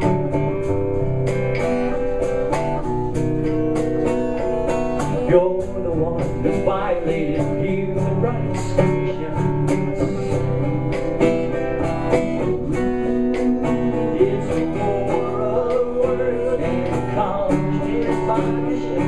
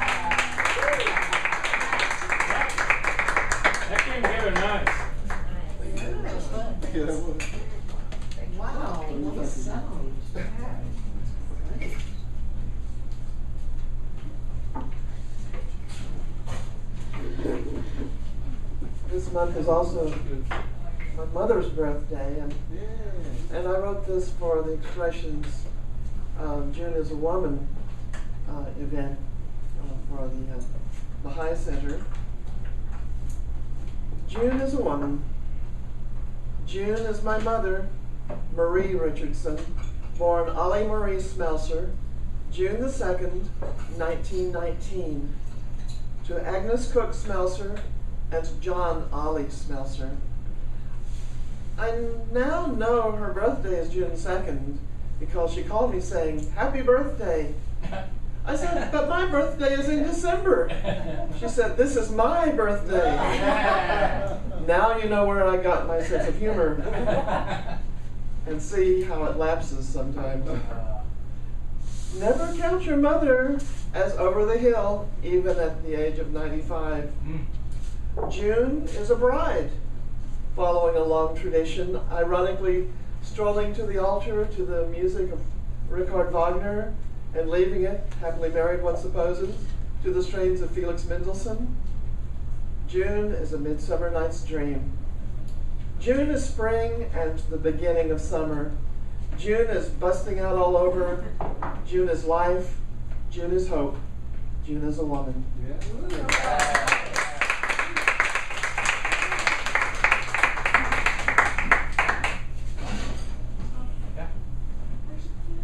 Yes, play. Notice it. Yes, please. There is a wonderful form in Argentina called the chacarera dance. This is not a dance of happy, it makes you think. And the composer called it the humble one. I want to play. Dedicated to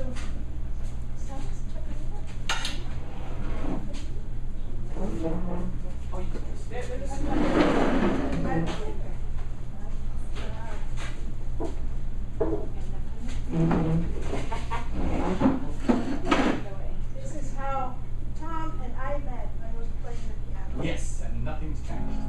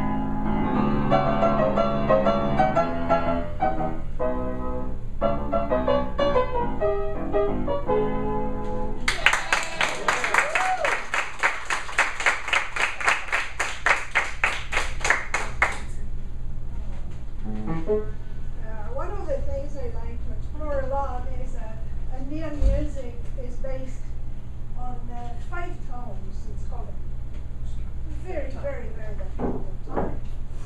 The richness is incredible because there's a universe contained in these 5 tones.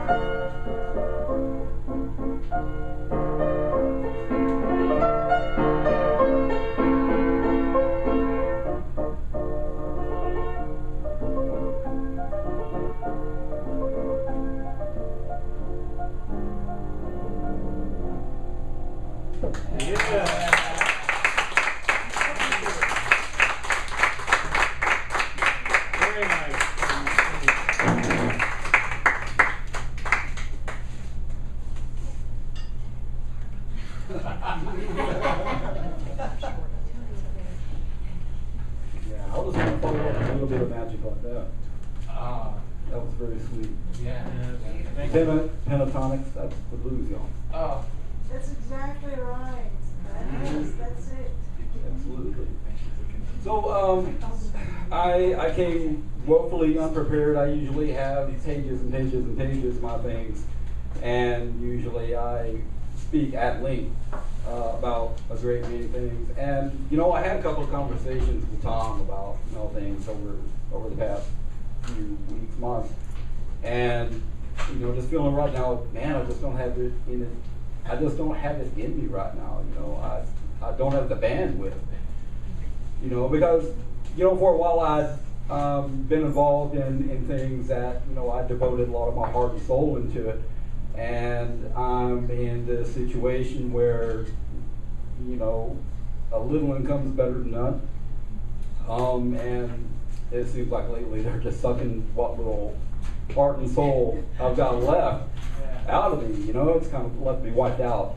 You know, but you know, I've always wanted to, you know, to live at that higher vibration, and Thom always reminds me, you know, that higher vibration, not only is it in you, but it echoes when you're around others of your life, you know, like a room full like this. And to make the long story short, like I said, I'm like woefully unprepared, but you know, Thom was like, "Get up and share." No, you have to. You'll survive. He always tells me that.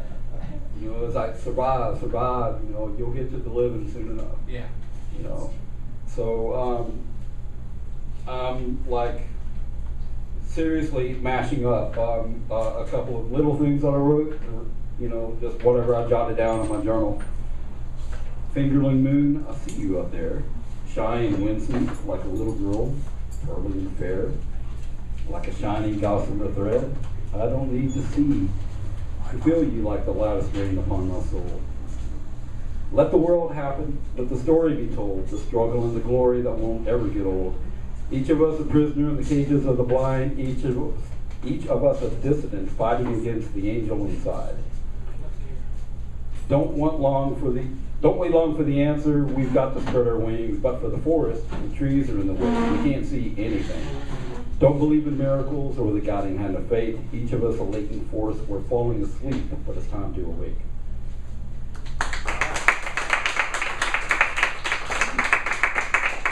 I'm going to go ahead and skedaddle. Everybody have a splendid evening. Happy birthday, Thom. Thank you, Thom.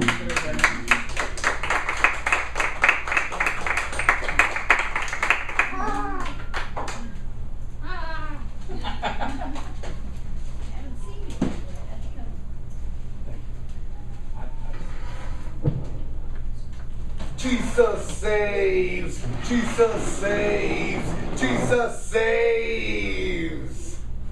In neon. Aurora, Colorado, East Colfax Avenue. I'm looking for a good time. How about you? Jesus saves, Jesus saves, Jesus saves. In neon. Another boring evening, drowning in the hood.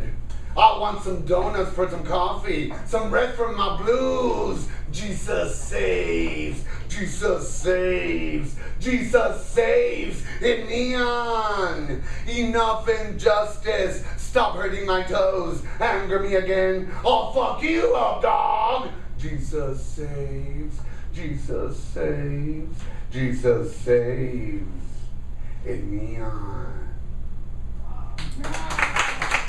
Happy birthday, Thom. Let me tell him the name.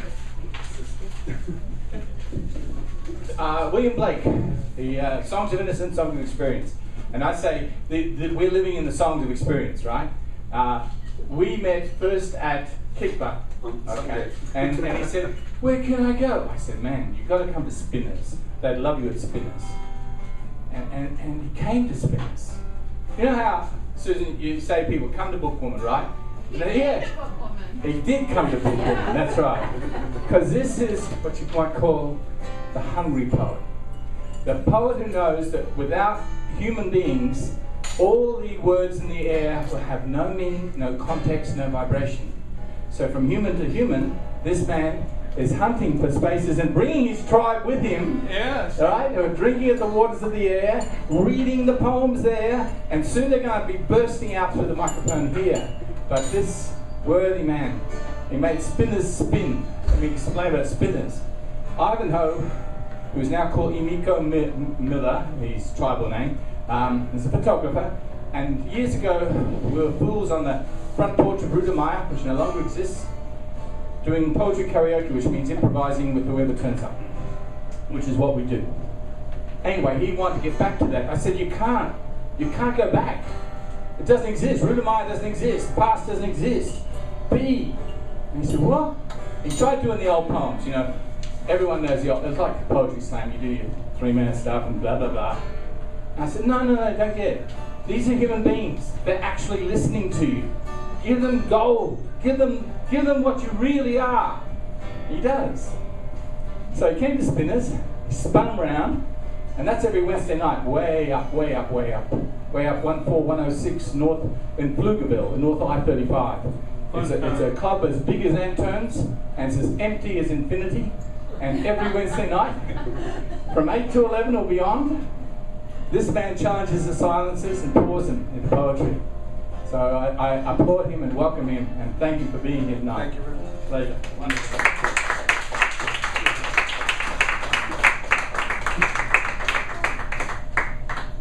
Here's Ben. And at Spinners, we've been going there, and we've been seeing the magic of people.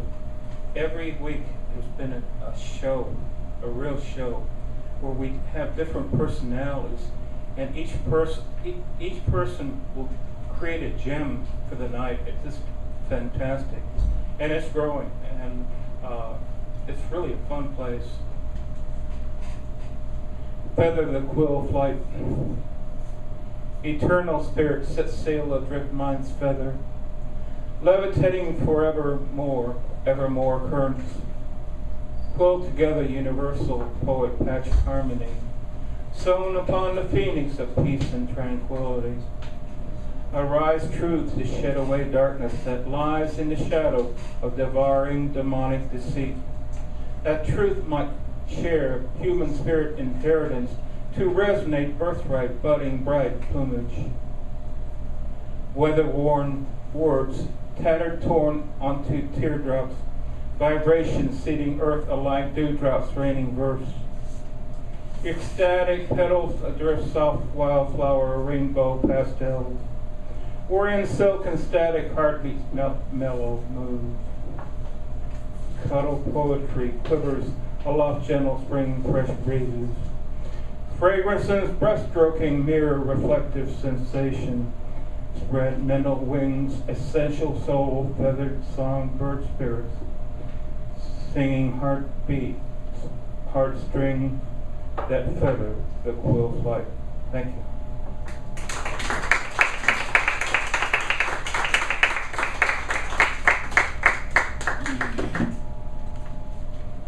Who's next?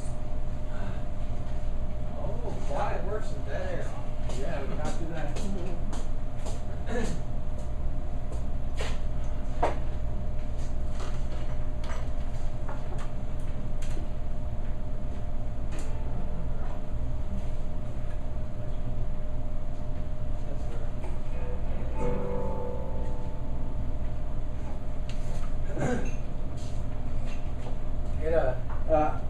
I started watching Thom do this over at what he does. Ow. I started watching Thom do what he does over at Cafe Caffeine. When I went there and started reading. And there were times where I would get on stage with I'd take all my poems and a stack of paper and with a pen, and I would edit them while I was sitting there, and I would edit them, and then I would get on stage and I would edit them again. And while I was speaking, I finally said, "The heck with this! I don't want to do that anymore. That's just ridiculous. I'm just going to say what's on my mind." And at this point, I still don't quite have the fortitude to do it the way he does, but I'm working on it. It's, I always come with a plan or a mission, and I guess that's to my detriment. That's why I play guitar, so I don't have to worry about it.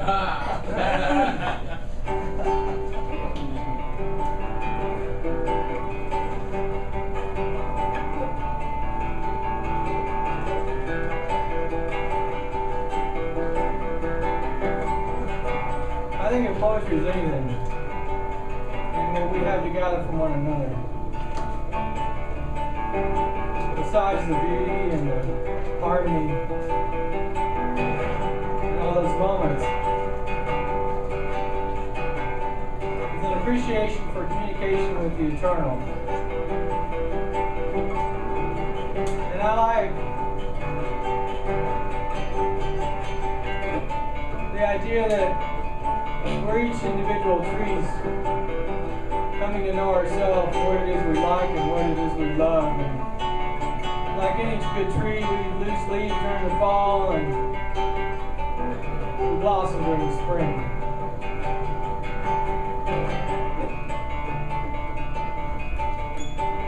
What poetry does is we make you realize that your roots are in the same earth everybody else's is. Something grand, something bold, something round and green and blue and lovely. Something you want to lay on a field of rye grass and stare up at the sun with. And in the core of it all is that tree that says, I know what I love. My family,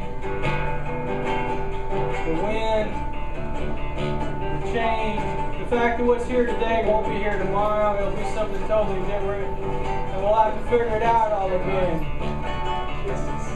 To make our sense of what in fact is incomprehensible. What poets do is share that sense of awe and that sense of grandeur. What they have that nobody else has is an appreciation for the ridiculous. And when you think about it, that's sort of what it is. All these things that hurt us and make us cause us pain. It's the poet and the songwriter who laughs at him and says, man, that's just the same for you as it is for me, and there ain't no use in making sense of it. It's just rain coming down the trees or a forest with birds just singing in the moonlight. Tonight we'll all walk outside for a moment and the beautiful moon will be up there and we'll stare at it and say, thank something, no matter what you want to call it. Thank something that we're glad we're here. Yes. Glad we're here celebrating this thing called life, which is, in fact, as I said, incomprehensible. The good thing about a tree is it knows what it loves, the deep earth beneath us. And it's nice that somewhere up there something's bubbling out, making islands over in Hawaii, I think. Glad I can just take a break and listen to other people's voices and their share or something with me. Maybe then I'll find out something I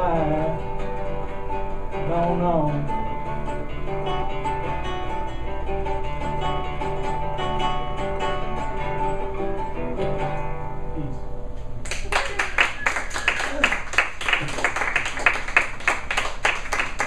Testing. Oh, bloody hell, wonderful, this thing is on. I went to Kerrville just lately in an attempt to rest. I got my machine stolen while I was there. It came back in a pizza box to a camp called Honky Tonk, and the idiot never did get the charger. But I was thinking about bad manners in various places, and I'm glad even that I lost my phone and all the stupid little personal things that were in the bag. Fuck it all. I still got this out of it. You don't shit on the stone in the middle of Mecca. You don't stare at the citizens in the city of Rome. You don't leave your children unattended in Athens. And you don't rewrite scripture given in Cairo. You don't fart in an elevator in New York City. You don't fall down the river in London town. You don't piss on the portraits in the galleries of Paris.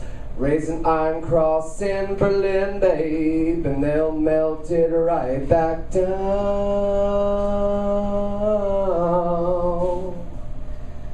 You better cross yourselves in the brothels of Madrid.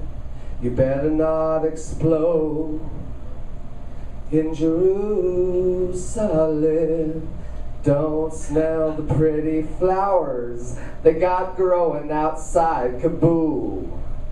And if you make your way down to Austin, baby, you'd better bring your tools.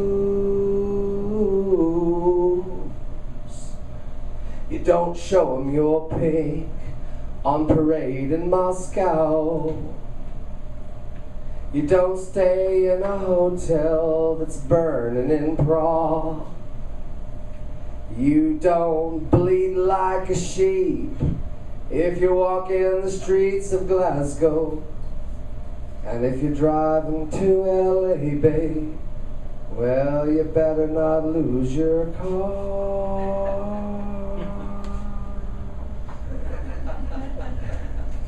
I'm going to write this song for the rest of my life, so to be continued.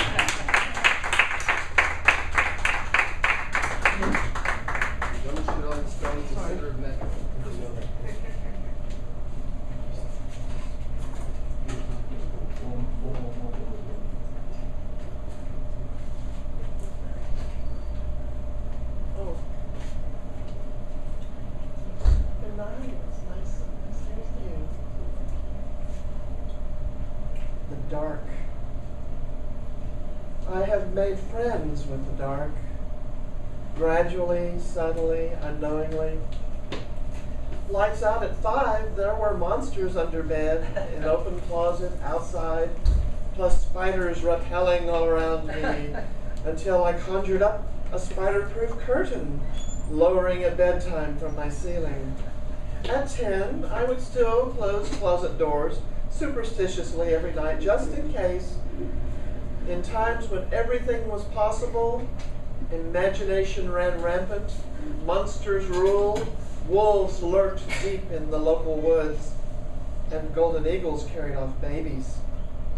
With adulthood, there were still boogeymen, a realistic basis for fear of the dark, to be sure, though they did not hide in my bedroom closet, and my spider curtain was no longer required. In middle age now, I just know a home intruder would trip and fall in my messy, cluttered house when sneaking about without the benefit of light. And my guard cats would attack him viciously. Well, probably not. But he might stumble from one rubbing against his leg and begging for a bribe. I rather appreciate the play of moonlight and darkness, as well as that of sunlight on a day brilliant and glowing. But the shadowy contrast of black and white and gray pierces deeply into my fundamental human psyche, and hints at things seen, unseen, and almost seen, raising the hairs on the back of my neck in alarm, racing the pace of my beating heart with apprehension, and driving my fertile mind to ponder and wonder at worlds dreamed, known, and yet to be discovered. For the dark is the mind is me, I am the dark.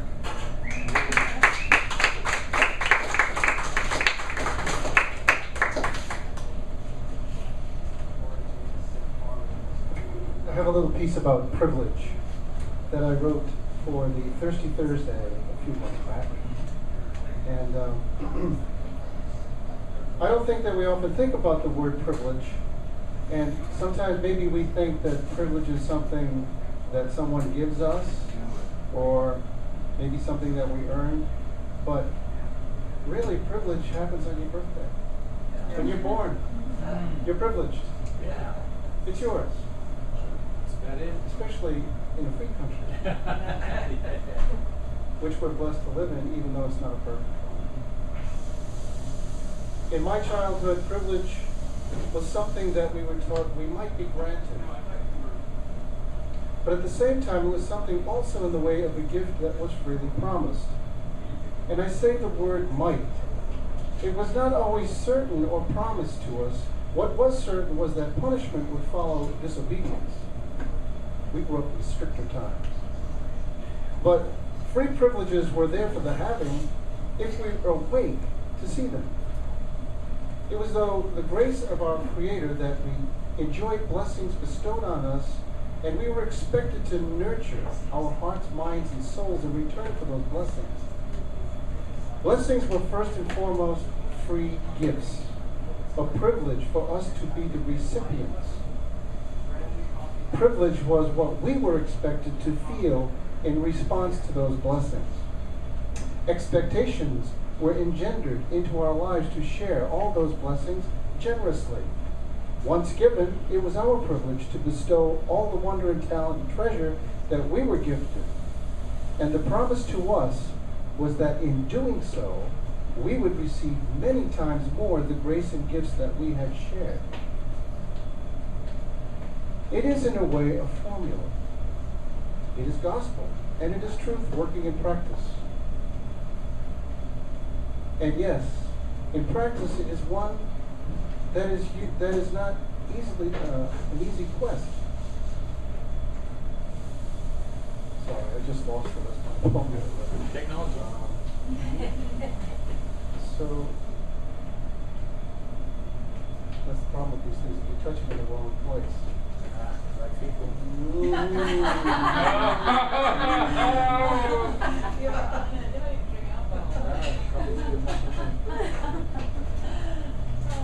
Maybe I'll do a song.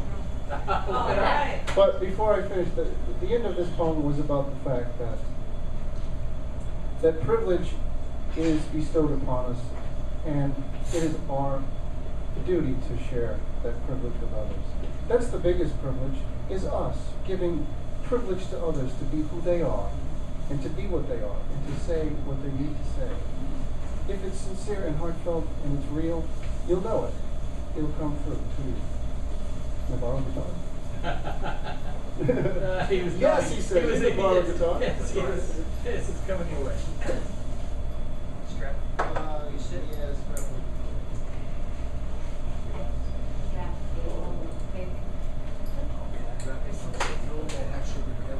Okay. What's that? Oh, no. So that's why I did the item.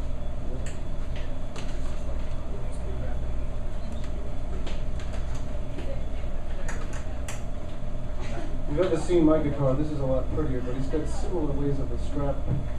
Someone called my guitar one time and they said, "Wow, man, that's a real ghetto guitar you got there." It looks like a traveling bag with all this stuff all over it, stickers and whatnot.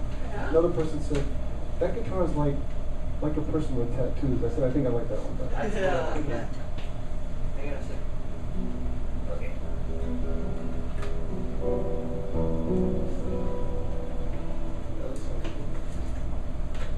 It's called Keep Your Cool.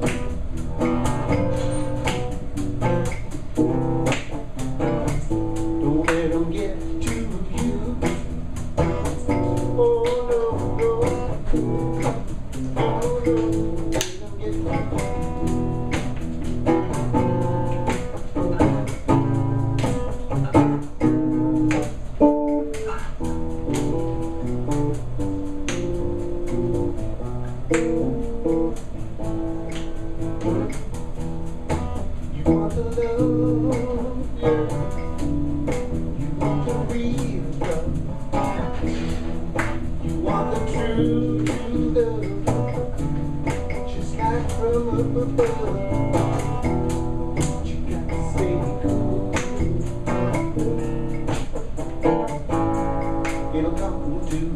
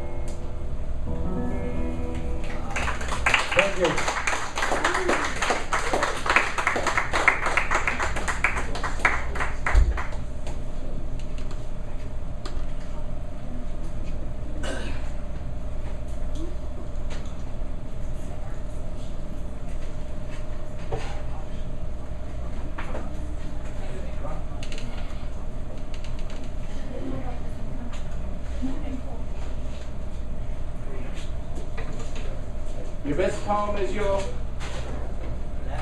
next poem. Yes. Last one don't count no more. Teresa Robertson does the Austin Rise Roulette, which is at Stomping Grounds on the Sunday, second Sunday, and the theme next month is Courage. Courage. Now everyone needs some courage. Yes. Yes. Thank you, Teresa. Yeah.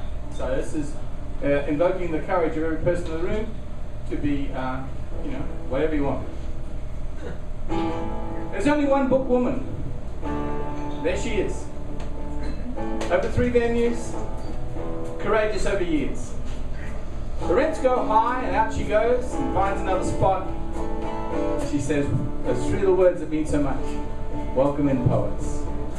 And I don't mean just poets, I mean astrologers. I mean Wiccan followers.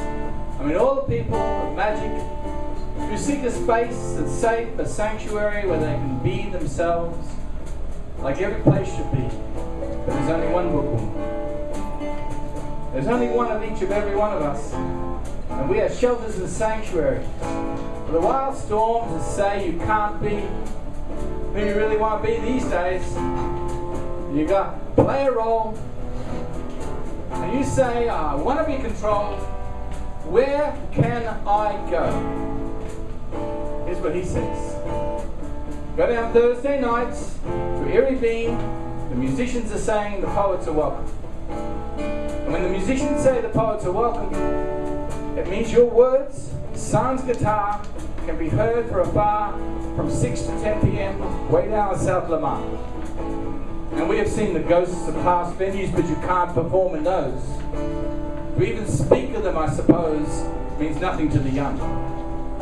But those who come the next moment of time want places to share their souls and rhyme, and we have yet to find comfortable surroundings, because there's only one book. Once a month, the pilgrims come, and every time it's different. I invoke the spirit of Deb Akers, Cindy Heiser, and all those who add their courage, so that everyone in this room and in every room in the universe can find a safe space, a sanctuary for their verse. And who knows, because your next poem is your best poem.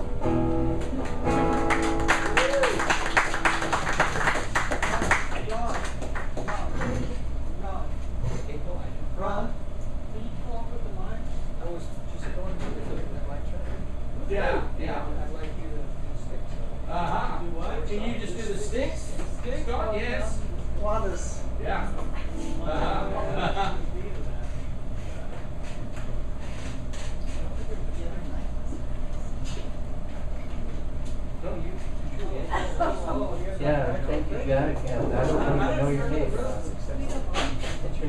Thank you so much for helping out. Sounds good. Good. Yeah, you guys go good. Here's my head before it even happened. If you want to sit, you don't have to. No, I'm whatever you feel like. This is one of the 30-plus poems songs that you poets have inspired. This one is by Scott. It was a poem called "Walking Amongst the Lions," and that's the same name of the song. I did it at the High last Saturday. He wasn't there, and some of you weren't there, so. And you know that I am semi-loath to repeat songs that but since it's yours, Thom, gotta play it for me. This man takes poetry and turns into music. Ooh. Yes, he does. Yes, he does. I hear something, I get inspired.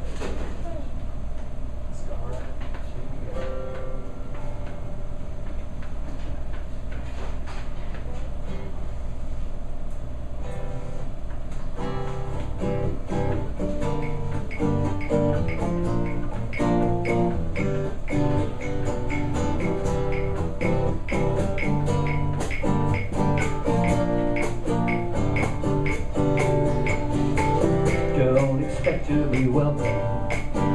Don't expect movement from them. Don't expect to be anything else than an intruder in their den. But don't be afraid they're weak and they're sick. Hold your head up and carry a big stick. You got rightness on your side. Angels fear to tread where truth is left unsaid. Yeah, they may growl and they may roar, but they can't fool us anymore.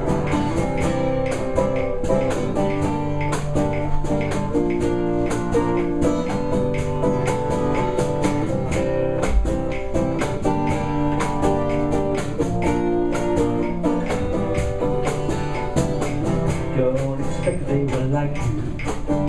Don't expect friendly smiles and hands. Don't expect to be anything else than an outsider in their land. But don't be afraid they're big or they're old. Hold your head up, be brave and be bold. God justice on your side. Angels fear to tread where truth is left unsaid. Yeah, they may growl and they may roar, but they can't fool us anymore.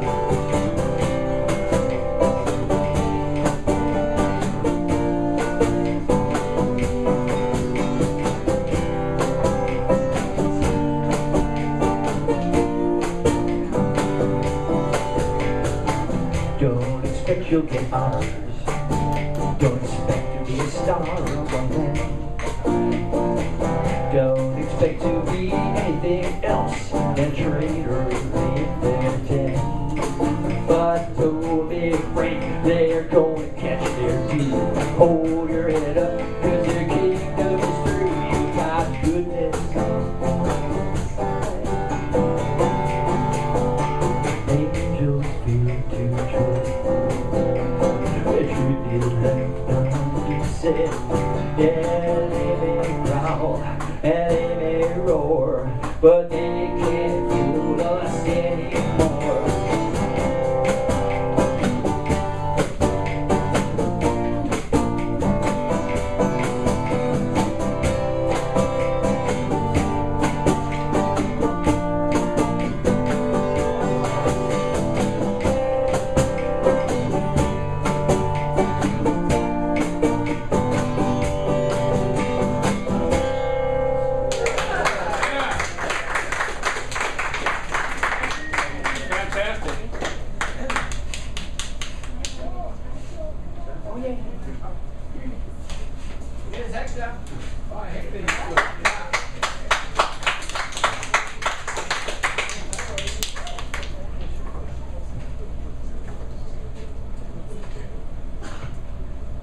Maribel,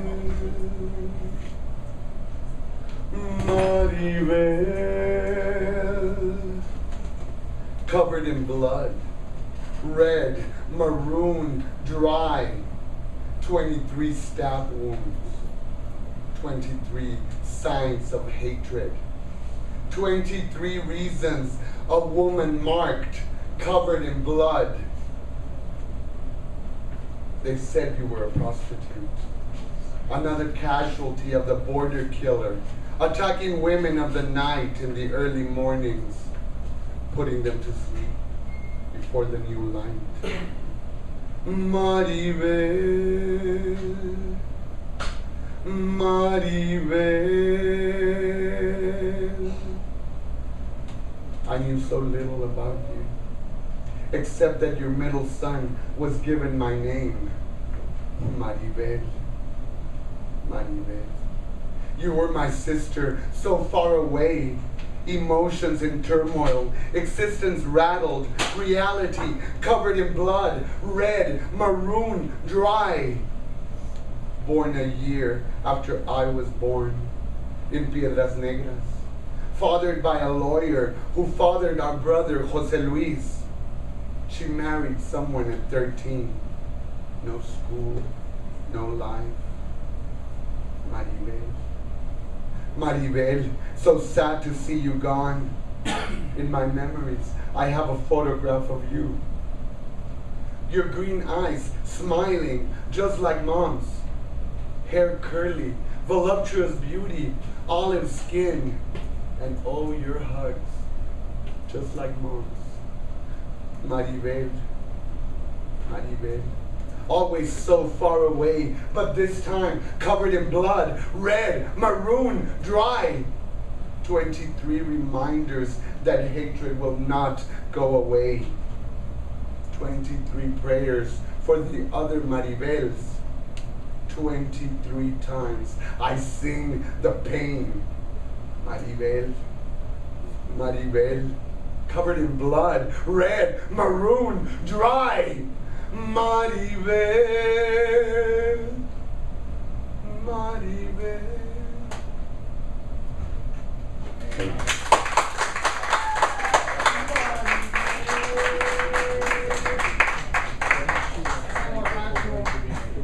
Okay, there are only so many layers of tolerable mistakes. You know how they say, don't do this, but if you do, don't ... right? I just had an experience where someone violated a whole lot of layers of that. First off, of course, everybody here inevitably understands the premise, don't steal, right? But if you do, ... don't steal from people no better off than yourself. But if you do, don't steal from people no better off than yourself on holy ground. But if you do, don't steal from the kind of people whose passwords are things like Tomegatheri on 666 on holy ground. But if you do, make sure you're not wearing a bright red shirt at Kerrville. You idiot. Somebody cursed themselves. See, I keep getting accused of cursing people. I don't ever curse anybody, really. But people hurt themselves through malice, or through greed, or through weakness, or through desperation. Or people... See, if you want police work done, if you want real police work done, you don't call cops.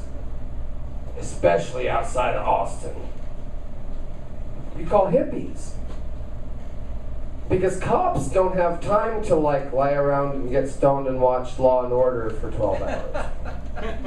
So how are they supposed to ever learn how to do police work You know, I mean, they ain't got time for that. They're too busy, like, wearing their uniforms and riding around in their cars and playing with their billy clubs and intimidating people. That's not police work. Police work is investigation.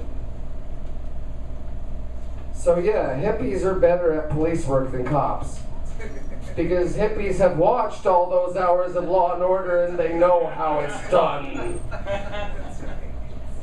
So someone returned my machine to me when some idiot attempted to steal it in a pizza box at a Kerrville camp called Honky Tonk, where they made beautiful, beautiful moonshine smoothies. Oh my God, there was this one batch. You just take a whiff of it, you were already wasted. But it was a good party. Who here has been to Kerrville? Show of hands, anyone? Right here. Thom, you've never done poetry at Kerrville? Never will. Why not? It's too bloody hot. It is too bloody hot. It wasn't this year. It was a freak thing. It really was. Freak storm. We had a couple of freak storms, yeah, but it wasn't too hot. And it wasn't too bloody wet either. Kerrville was beautiful this year. Good. And it needed you. No, it wasn't. Austin, Texas needs you. Jenna was there. She was good. Yes. Oh, you were there, darling? Yeah, Not this year. Oh, not this year. Thom, we all need you. The reason I actually bothered to walk all the fucking way down here when I was already tired, I've already been awake for a day and a half or some longer period of time than that. I don't even goddamn know at this point. I had to say happy birthday to you because you have given me so much. You have kept me cheerful when I was at my darkest. You have been my friend. You have been a pain in my ass in the best possible way. At every point somebody needed to be in the most cheerful way imaginable, sir. And I am eternally grateful to you. So would you mind if I did a wee bit of Shakespeare? Oh, I love it. You know it. This man brings Shakespeare to life because he wrote it. He's not kidding. I'm kidding. Yeah. Okay. Dan. Okay, which one? Okay, something not. Kingly. Okay. We're going to stay positive, darling. It's okay, you're right. Tempest, That's yes. Tempest, not the Dark Lord. We're going to stick with Tempest. Right. Ye elves of hills, brooks, standing lakes and groves, and ye that on the sands with printless foot do chase the ebbing Neptune and do fly him when he comes back. You demi puppets that by moonshine do the green sow ringlets make, whereof the ewe not bites. And ye whose pastime is to make midnight mushrooms, to rejoice and hear the solemn curfew by whose aid, weak masters though ye be, I have bedimmed the noontide sun, called forth the mutinous winds, and twixt the green sea and the azure vault said roaring, war! By the dread rattling thunder have I given fire, and rifted Jove's stout oak. By the strong-based promontory have I made shake, and by the spurs plucked up the pine and cedar. Graves at my command have waked their sleepers, oped, and let them forth by my so potent.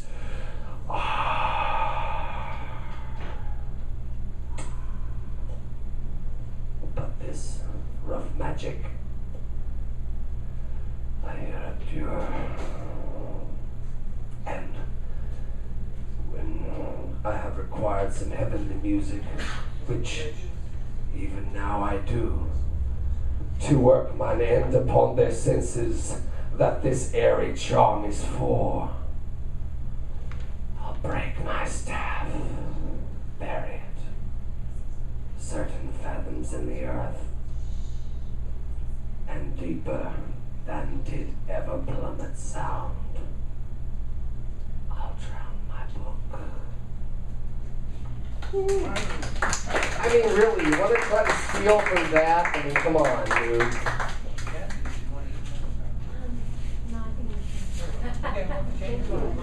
I've said before that there are worse things than death, and I am one of them.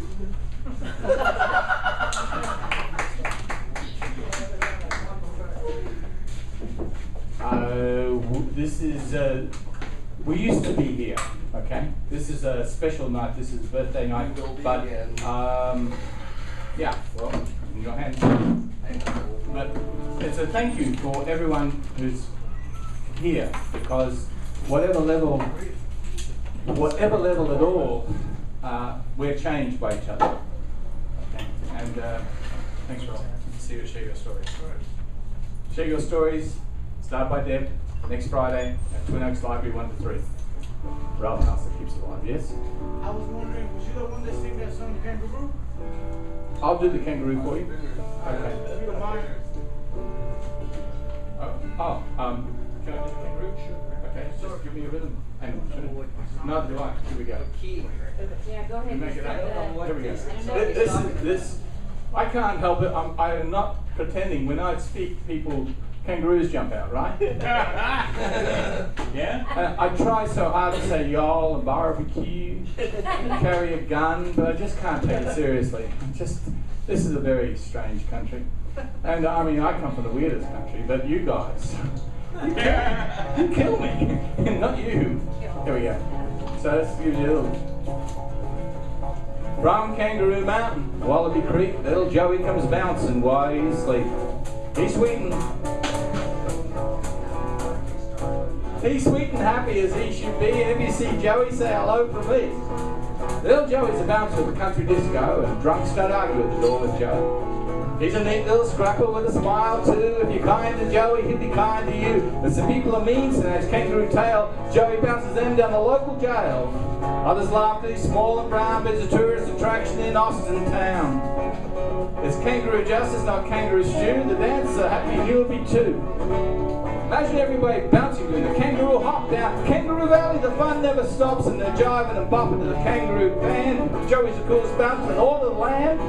They never have trouble, things never get out of hand when all the kangaroos decide to make their stand. So come on, you wombats and you emus too, you better start dancing and end up in the stew. The world's waiting for a brand new show. The tourists want to learn what the kangaroo knows. So if you're driving past kangaroo ground, stop your car and listen to their magical sounds. There's bellbirds and cuckoos and lyrebirds too, shaking up the bushes for something to do. If you come as a dancer, you don't stand. If you come as a hunter, you don't stand a chance. Because Sam the snake knows who's true and who's false. He only bites those who are on the nose. So empty your pouches and away we'll go. Everybody's bouncing at the Ayers Rock Show. Yo!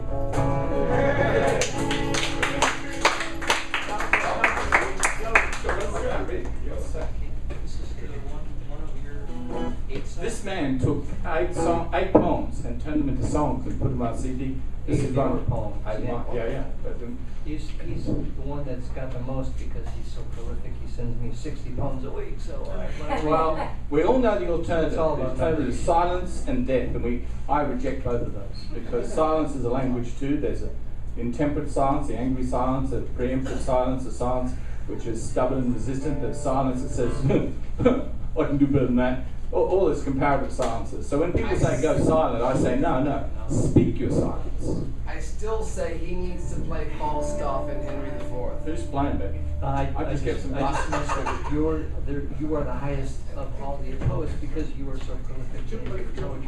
Generally, he wouldn't be the best. Man with the most poems can have the most songs. I like that. I like two things I love about this: potluck, and potlatch, and they're indigenous things, aren't they? You think about potlatch is the most generous person. Oh, yeah. The most generous person is the person you can trust. And potluck is everybody brings something, which is what you do. Well, I could be in Australia singing songs to the kangaroos. I could be in Venezuela making poems in a zoo. I could wear Bermuda shorts, cowboy hat on a horse, or I could be bringing tears by playing golf on the moon. I could be where someone's telling me me to kind of keep my veggies. I know my verse and rhyming and my meaning's kind of edgy. Not afraid to call a spade a spade, so look inside yourself. I may as well be here and anywhere else. Anywhere else. Well, I could be wearing winter clothes in summer when it's hot, and I could be telling you it's cold when you sure know it's not. I could tell you it's time to find the right job for the tool. I could help you free your mind. I would read you the rules. I could stand where someone's telling me to kind of eat my veggies. I know my verse and rhyming and my meaning's kind of edgy. Not afraid to call a spade, so look inside yourself. I may as well be here and anywhere else. Anywhere else. I could stand behind your easy chair. You think you got it easy. I can speak the truth, but you don't care. Your stomach won't be queasy. I could tell the world we're done with being rich man's county fodder. Ain't your bucket red? I'm not carrying your water. I could be where someone's telling me to kindly eat my veggies. I know my verse is rhyming and my meaning's kind of edgy. I'm afraid to call the spade, so look inside yourself. I may as well be here and anywhere else. Anywhere else. Good for all of us. Anywhere else. Might as well be here or anywhere else. Roger, you're an idiot. You're leaving now. Cinderella tonight. There she goes, the mysterious. Thank you, John. Thank you. Richardson. Happy birthday, Tom. You made it wonderful. Thank you so much. I love your sketch. Australian accent. I know. I know. You lovely people. Gilka was just like that. Your parents are asking out.